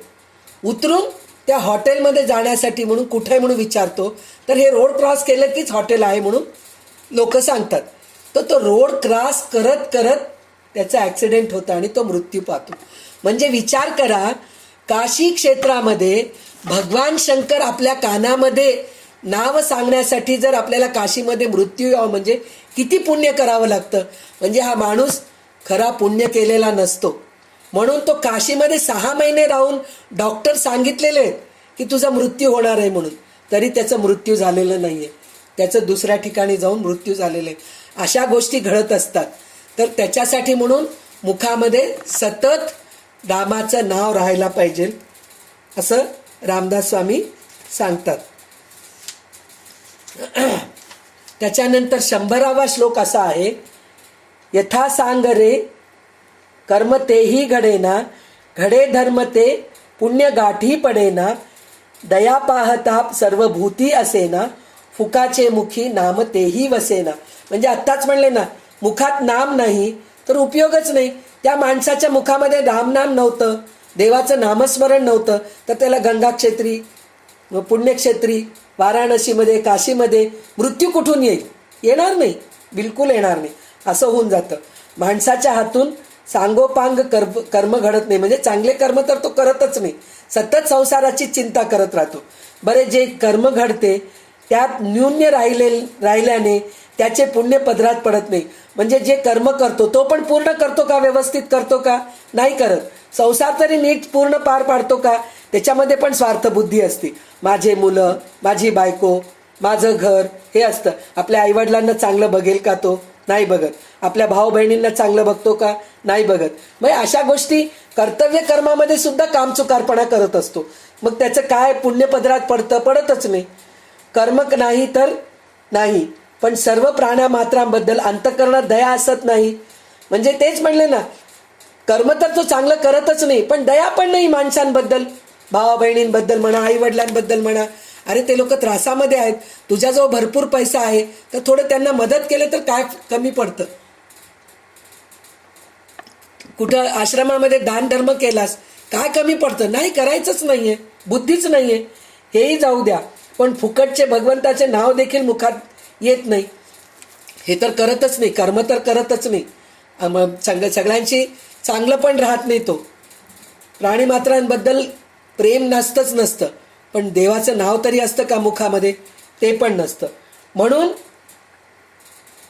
त्याच्या नावात त्याला काय शेवटी मृत्यू पण चांगलं येत नाही. आता त्या माणसाचाच विचार करा, कोणी नाही, जर काशी क्षेत्रामध्ये जर राहिला असता तर कमीत कमी ते रिक्षावाला तरी त्याला बघितला असता ना, तो पण बघू शकला नाही. रस्त्यावर ॲक्सिडेंट होऊन तो मरून गेला. अशी परिस्थिती येते. म्हणून सतत मुखामध्ये रामाचं नाव राहायला पाहिजे असं म्हणून म्हणतात. देहबुद्धी नको. देहबुद्धी जर राहिलं तर माणसाच्या अंगी दया, क्षमा, शांती याचा हेच नसतं, काही उपयोगच नसतं. त्याला दया नसते, काय सतत स्वतःच्या देहाचंच विचार असतं त्याचं. जर रामाचं नाव घेतलं तर देहबुद्धीच्या माणसाच्या अंगी दया, क्षमा व शांती याचा स्वाभाविक उदय होतो, त्याचा स्वार्थ नाहीसा होतो आणि भगवंताच्या मार्गाला जातो आणि मुक्ती होते, साक्षात्कार होते, चांगली गती प्राप्त होते असं रामदास स्वामी सांगतात. जया नावडे नाम त्या येम ज्याची विकल्पे उठे तर्क त्या नर्क चीची, म्हणोनी अति आदरे नाम घ्यावे, मुखे बोलता दोष जाती स्वभावे. ज्याला भगवंताचे नाव आवडत नाही त्याला यमराज कष्ट देतो. नामाबद्दल संशय घेऊन भलताच तर्क काढणे म्हणजे नरकासारखी घाणच होय. म्हणजे नामाच्या मध्ये संशय आलं तर तिथं सुद्धा तुम्हाला उपयोग नाही. म्हणजे नामामध्ये संशय आलं की तुम्ही दुःख भोगणारच आहेत. नाव घेतला नाही तर दुःख भोगतात, पण घेणारे जरी घेऊ लागले त्यांनाही जाऊन काड्या करतात. आता काही लोकांचं असतं बरं का, काही असतात छान आपण काहीतरी देवाचं नामस्मरण करत बसलेलं असतो. देवाचं काय हे वय आहे काय तुझं, देवाचं नामस्मरण करत काहीतरी वेड्यासारखं ते काहीतरी प्रवचन ऐकत बसतीस. काय कामधंदे नाही आहेत काय, चांगलं ये किटी पार्टीला ये, थोडं एन्जॉय कर. अगं लाईफ एन्जॉय करायसाठी असतं. देवाचं नामस्मरण आपण शेवटी करू शकतो, त्याला भरपूर वेळ आहे, आता तू काही करायची गरज नाही असं म्हणून त्यांना थांबवणारे लोक पण भरपूर असतात. तसे लोकांना सुद्धा शेवटी यम त्रास देणारच आहे. म्हणून अत्यंत पूज्य भावाने नाम घ्यावे. असे नाम घेतले असता देहबुद्धीचे दोष आपोआप नाहीसे होतात. म्हणजे देहबुद्धीचे जो विचार असतो ना आपल्याला सतत कसं होईल काय होईल म्हणून जे असतं ना ते कधीही आपल्याला त्रास देत नाहीत. आता इथे 102 ते 107 विवेकजन्य सदाचरणाचा अभ्यास आहे. आपण 107 श्लोकापर्यंत घेऊया आपण. तर इथे 102 श्लोक म्हणजे सदाचरण, सदा चांगलं आचरण करणं. विवेकजन्य म्हणजे बुद्धी आपलं वापरणं. लोक आपल्याला सांगतात हे करू नको ते करू नको, हे करा ते करा म्हणून सांगतात, पण आपल्याला काय चांगलं वाटतं, आपलं मन आपल्याला काय चांगलं म्हणतंय, आपल्या घराण्यात काय चांगलं आपण करत होतो त्या गोष्टी करायला रामदास स्वामी सांगत आहेत. अतिलीनता सर्व भावे स्वभावे, जना सज्जना लागी संतोष व्हावे, देहे कारणी सर्व लावीत जावे, सगुणी अति आदरेसी भजावे. अतिलीनता, अतिलीनता म्हणजे माणसाने मनापासून अकृत्रिमपणे अतिशय नम्र असावे. कृत्रिम म्हणजे नाटकी नाही, मनापासून नम्र असावं. काही लोक उगीच नाटक करत राहतात नम्र असल्याचं, खरं ते नम्र नसतात.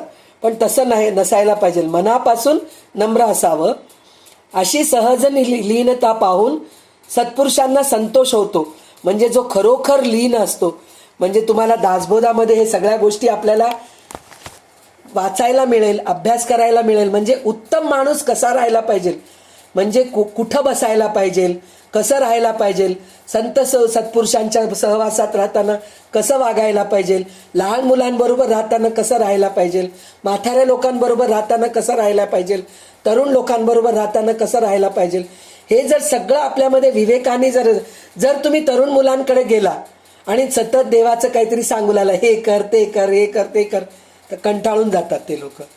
तर तसं न सांगता त्यांच्याशी व्यवस्थित त्यांच्याप्रमाणे बोलून त्यांना चांगल्या वळणावर लावता यायला पाहिजे. असे जर तुमच्यामध्ये गुण असले, विवेकबुद्धी तुमच्यामध्ये असेल, तर म्हणे सत्पुरुषांना पण संतोष होतो. म्हणे सर्व चांगल्या कार्यासाठी आपण आपला देह कष्ट व्हावा, तसेच मोठ्या आदराने सगुणोपासना करावी. म्हणजे चांगल्या कार्यासाठी आपण आपला देह कष्ट व्हावा. चांगल्या कार्यासाठी म्हणून म्हणलं तर नुसतं देवपूजा करणं नाही हो. कुठंतरी भागवत कथा चालू आहे, तिथं तुम्ही जाऊन फुलं देऊन या, किंवा तिथं बसलेल्या लोकांना ते पाणी तहान लागली, पाणी द्या, जाऊन त्यांना जेवायला वाढा, जेवायला वाढायचं मदत करा, तुम्ही उष्ट काढायचं मदत करा. असे कितीतरी गोष्टी. काही नाही झालं तर 4 पैसे द्या त्यांना, 4 वस्तू द्या, काही धान्य द्या. असं काहीतरी करून सत्कर्म करत गेलात तुम्ही, चांगल्या गोष्टी करत गेलात, तर तुमचं शेवट चांगलं येतं. आणि मोठ्या आदराने सगुणोपासना करा. तुम्हाला निर्गुणोपासना तर होणारच नाही ह्या जन्मामध्ये, तुम्हाला नाही मला. म्हणजे मला स्वतःला निर्गुणोपासना होत नाही.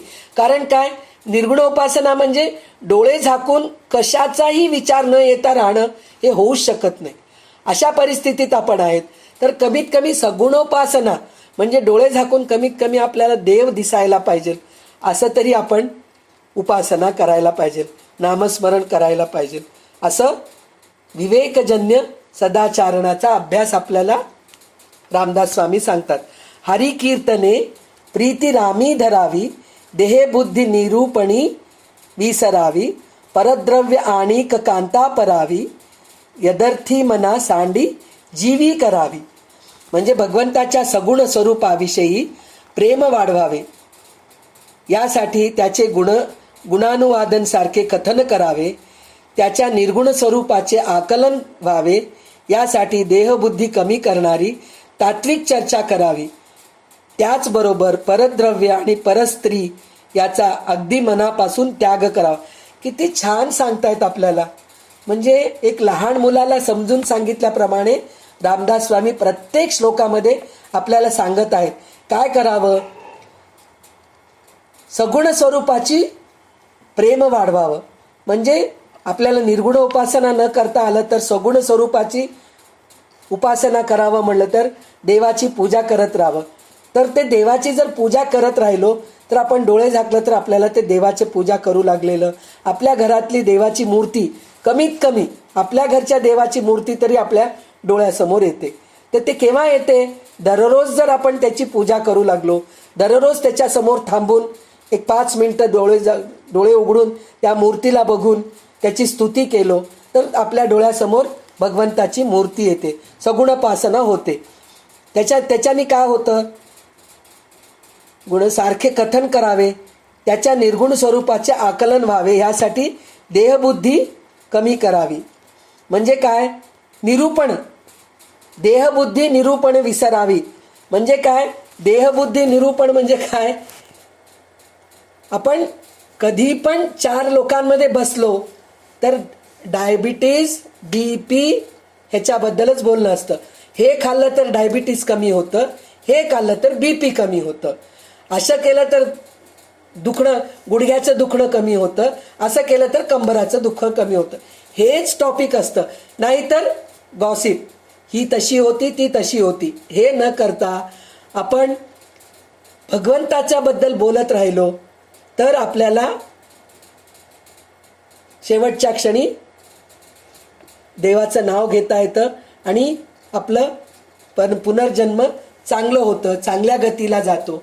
आणि जर सतत देवाचं नामस्मरण करू लागलो तर आपल्याला परद्रव्य, परस्त्री म्हणजे पुरुषाला सांगितलेलं आहे, परपुरुष सुद्धा आहेत. बऱ्याच लोकांच्या डोक्यामध्ये असं असतं त्याच्याबरोबर मी राहिलं तर खूप चांगली राहिले असते, असं विचार आपण ज्या स्टेजवर आहोत आपल्याला हे विचार येत नाही आहेत, पण असे विचार येणारे लोक सुद्धा आहेत. तर परस्त्री, परपुरुष, परद्रव्य याच्यावर आपला लक्ष जात नाही, त्याच्याकडून आपण दूर होतो. तर त्याच्यासाठी आपण काय करायचं, नामस्मरण करायचं आणि त्या गोष्टीचा आपण त्याग करावा.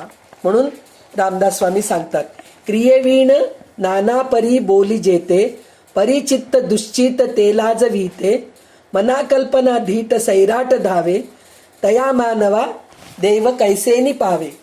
म्हणजे सामान्यपणे माणूस पुष्कळ बोलतो पण त्याप्रमाणे त्याचे आचरण नसते. दुसऱ्या सांगे ब्रह्मज्ञान, स्वतः कोरडे पाषाण. म्हणजे दुसऱ्यांना सगळं सांगतो पण स्वतः काही वागत नाही म्हणे. तसं त्याचे अपात्र मन त्याला आतून लाजविते. म्हणजे असा माणूस विवेकाने वागत नाही ना, त्याला स्वतःला शेवटी लाज वाटते म्हणे, आपण आता चुकीचं वागलोत म्हणून वाटतं म्हणे. प्रत्यक्ष आचरण न करता जो माणूस नुसत्या स्वैर कल्पना करतो त्याला भगवंताचे दर्शन होणे शक्य नाही. म्हणजे दुसऱ्या सांगे ब्रह्मज्ञान, स्वतः कोरडे पाषाण जो असतो ना त्याला भगवंत कधी दर्शन देत नाही, साक्षात्कार होत नाही, असं रामदास स्वामी सांगतायत. तर ते होण्यासाठी म्हणून आपल्याला नित्य नियमाने नामस्मरण करायला पाहिजे. विवेके क्रिया आपुली पालटावी, अति आदरे शुद्ध क्रिया धरावी, जनी बोलण्यासारिखे चाल बापा, मना कल्पना सोडी संसार तापा. माणसाने नीट हिताहित विचार करून म्हणजे रामदास स्वामी विवेकावर सुद्धा खूप जोर दिलेले आहेत. म्हणजे विवेकाने वागा. मी सांगू लागलो म्हणून करू नका. तुम्हाला स्वतःला पटायला पाहिजे. तुम्ही हे वेदशास्त्रामध्ये पहा, पुराणांमध्ये पहा, हे सगळ्या गोष्टी दिलेल्या आहेत.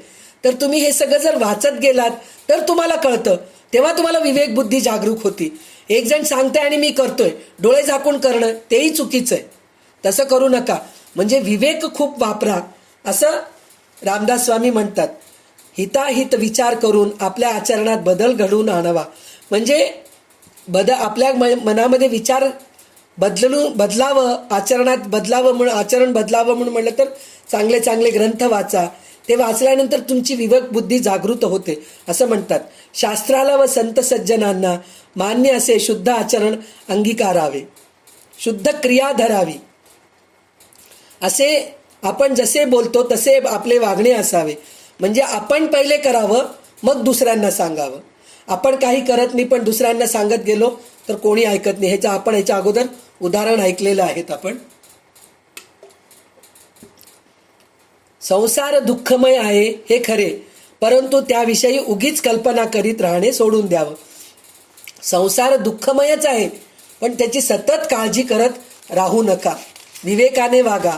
म्हणजे माझा भार देव सांभाळणार आहे तर त्याच्यासाठी मी कशाला काळजी करू असं म्हणून देवावर भार टाकून आपण देवाचं नामस्मरण जर केलो तर अनन्यास चिंतयंतो मा ये जना पर्युपासते हे आपल्याला अनुभवास येते. बरी सान संध्या करी एकनिष्ठ, विवेके मना आवरी स्थान भ्रष्टा, दया सर्वभूती जया मानवाला, सदा प्रेमळू भक्तिभावे निवाला. मी म्हणले ना, एकनिष्ठानी म्हणजे नियमितप्रमाणे नित्यक्रम माणसाने स्नान संध्यादी शास्त्रविहित नित्यकर्मे संपूर्ण श्रद्धा ठेवून करावीत. जाऊ नये तेथे जाणारे आपले मन विवेकाने आवरावे. ज्याला सर्व प्राणी मात्रांबद्दल दयाबुद्धी असते आणि ज्याच्या मनात भगवंताबद्दल खरे प्रेम असते तो माणूस समाधान पावतो. मी तुम्हाला ह्याच्या अगोदर आजच सांगितले ना, नित्य नियमाने जर एका ठिकाणी बसून जर आपण भगवंताचं स्तुती, नामस्मरण, वाचन, ऐकणं, श्रवण, कीर्तन करू लागलो तर भगवंत तिथं येऊन बसतात. आपल्याला हे करत असतात, म्हणजे आशीर्वाद देत असतात. म्हणून नित्यनियमाने करायला पाहिजे. आणि आपलं मन दुसरीकडे जाऊ नये त्याला आपण हे करायचं म्हणे, व्यसन घालायला पाहिजे की मना तू तिकडे जाऊ नकोस, चांगलं हे कर असं म्हणून ते म्हणतात म्हणे. ह्याच्यामध्ये एक हे आहे, आपल्या धर्मामध्ये धर्म, अर्थ, काम, मोक्ष हे 4 पुरुषार्थ आहेत. तुम्ही फॉरेन कंट्रीमध्ये जा, अर्थ आणि काम 2च असतात. म्हणजे पैसा कमवणं आणि आनंदात राहणं ह्या 2 गोष्टीच असतात. पण धर्म, अर्थ, काम, मोक्ष आपल्या हिंदू धर्मामध्येच आहे. हे हिंदू धर्मामध्ये कशाला आहे म्हणून म्हणलं तर, जर आपण धर्माने वागलो, जे आपण अर्थ कमावलो, अर्थ म्हणजे पैसा कमावलो आणि धर्मासाठी वागलो, धर्म, अर्थ, काम सुद्धा कर्तव्य कर्म करायचं, वासनायुक्त कर्म करायचं नाही तर आपण मोक्षाला जातो. तर त्याच्यासाठी म्हणे एक उदाहरण असं आहे, जे एक बैलगाडी आहे म्हणे, बैलगाडीला 2 बैल आहेत म्हणे, अर्थ आणि काम हे 2 बैल आहेत म्हणे बैलगाडीला. आणि त्याचं व्यसन जे आहे ना धर्म आहे म्हणे. म्हणजे त्याला जे घातलेलं जे हे आहे दोरा, नाकात दोरा घालतो ना आपण, ते दोरा म्हणजे धर्म आहे म्हणे. जर ते दोरा व्यवस्थित त्या 2 बैलाला जर कंट्रोल करू शकलं तर आपण मोक्षापर्यंत पक्क जाऊ शकतो म्हणे. तर हे अर्थ आणि कामवासना, पैसा आणि कामवासना ह्या दोन्ही गोष्टीकडून आपण दूर राहायला पाहिजे. आणि सर्व विवेके मना आवरी स्थान भ्रष्ट म्हणजे ते व्यसन घालायला पाहिजे. धर्मानी या अर्थ आणि कामाला व्यसन घातलो तर आपण मोक्षाला जातो.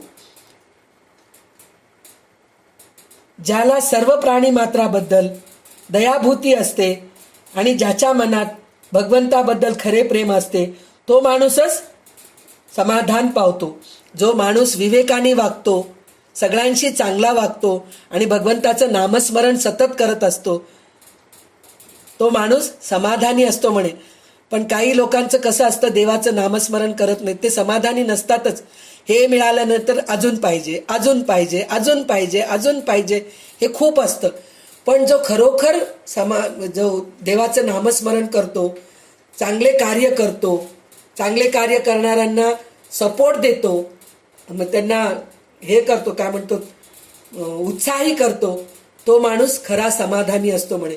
म्हणजे मरत्या वेळी सुद्धा त्याला त्रास होत नाही, असा तो समाधानी असतो. आणि आजचा शेवटचा श्लोक असा आहे, मना कोप आरोपणा ते नसावी, मना बुद्धी हे साधू संगी असावी वसावी, मना नष्ट चांडाळ तो संग त्यागी, मना होई रे मोक्ष भागी विभागी. अरे मना, आपल्या ठिकाणी क्रोधाचा उद्भव होऊ देऊ नकोस. आपल्याला आहे ना, क्रोधात भवती सम्मोह, सम्मोहात स्मृतिविभ्रम, स्मृतिभ्रंशात बुद्धिनाशो, बुद्धिनाशात प्रणश्यती, हे आपल्याला भगवद्गीतेमध्ये सांगितलेलंच आहे. क्रोधात भवती सम्मोह, सम्मोहात स्मृतिविभ्रम. म्हणजे काय, क्रोध आलं की आपण वेडवाकडं वागतो, आणि ते वेडवाकडं वागताना आपल्याला बुद्धी, आपली स्मृती निघून जाते, आपण विसरून जातो. बुद्धिनाशा, असं म्हणजे अशा सगळ्या गोष्टी होत असतं. म्हणून मना, आपल्या ठिकाणी क्रोधाचा उद्भव होऊ देऊ नकोस. बुद्धीला संतांच्या संगतीमध्ये ठेवण्याचा प्रयत्न कर. मना बुद्धी हे साधू संगी वसावे. म्हणजे मना बुद्धीला संतांच्या संगतीमध्ये ठेवण्याचा प्रयत्न कर. आपला नाश करणारी अशी वाईट संगती सोडून दे. म्हणजे वाईट लोकांच्या संगतामध्ये राहू नको, वाईट लोकांच्या संगतामध्ये राहू नको, संगतीमध्ये राहू नको. म्हणून म्हणलं तर काय, हेच दुखण्याचं जे टॉपिक बोलत असतात, सतत दुसऱ्यांचं निंदा करत असतात, असल्या संगतीमध्ये राहू नकोस तू. तर तशा संगतीत जर राहिलास तर तू मोक्षाचा वाटेकरी होत नाहीस. मोक्षाचा वाटेकरी व्हावं म्हणून म्हणलं तर काय, तू सतत देवाचं नामस्मरण करणारे, देवाचं चिंतन करणारे, देवाचे कथा सांगणारे, त्यांच्या सहवासात राहा. म्हणजे तू मोक्षाचा वाटेकरी होतोस, असं सांगितले. अनायासेन मरणम विना दैन्येन जीवनम, देहांते तव सानिध्यम देही मे परमेश्वर. म्हणजे देवाला असं विचारायचं, अनायासानं मरणम म्हणजे अनायासानं मरण म्हणजे कुठं, म्हणजे तिथं मृत्यू होऊ नये. जिथं म्हणजे कसं काय ऍक्सिडेंट होऊन मरून गेला, तिथं आपले कोणी नसतात, असं होऊ नये. अनायासेन मरणम विना दैन्येन जीवनम, म्हणजे लोकांच्या लाचारीमध्ये आपण जगायची गरज नाहीये. दैन्य म्हणजे काय, आपण भीक मागत जगल्यासारखं, म्हणजे माझ्याजवळ काही नाहीये, काही नाही, म्हणजे सतत रडगाणच असतं, असं जगू नकोस. विना दैन्येन जीवनम देहांते तव सानिध्यम, म्हणजे जेव्हा माझं देहचं शेवट येतं, देह ठेवायची वेळ येते, त्यावेळेस देहांते तव सानिध्यम म्हणजे तुझं सानिध्य माझ्याजवळ राहू दे. देही मे परमेश्वर, असं जीवन मला तू दे. म्हणून देवाला प्रार्थना कर. त्याच्यासाठी काय करायचं, देवाचं नामस्मरण करायचं. हे असं आपल्याला मनाला रामदास स्वामी बोध करतायत. आणि मनाचे संस्कार, मनावरती चांगले संस्कार घडावे म्हणून आपल्याला मनाचे श्लोक 205 श्लोक लिहून ठेवलेले आहेत. तर त्याचा अभ्यास करायला आपल्याला आपले गुरु रामदास स्वामी आपल्याला बुद्धी दिलेले आहेत. तर त्याप्रमाणे आपण मनावर संस्कार करायचा प्रयत्न करून आपण सुद्धा देहांते तव सानिध्ये देही मे परमेश्वर असं म्हणून देवाला प्रार्थना करून आज आपण इथेच थांबूया. आज भरपूर श्लोक झालेले आहेत आणि वेळ पण होत आलेला आहे. तर इथेच मी माझ्या शब्दांची पुष्पांजली रामदास स्वामींच्या चरणी वाहते. जय जय रघुवीर समर्थ.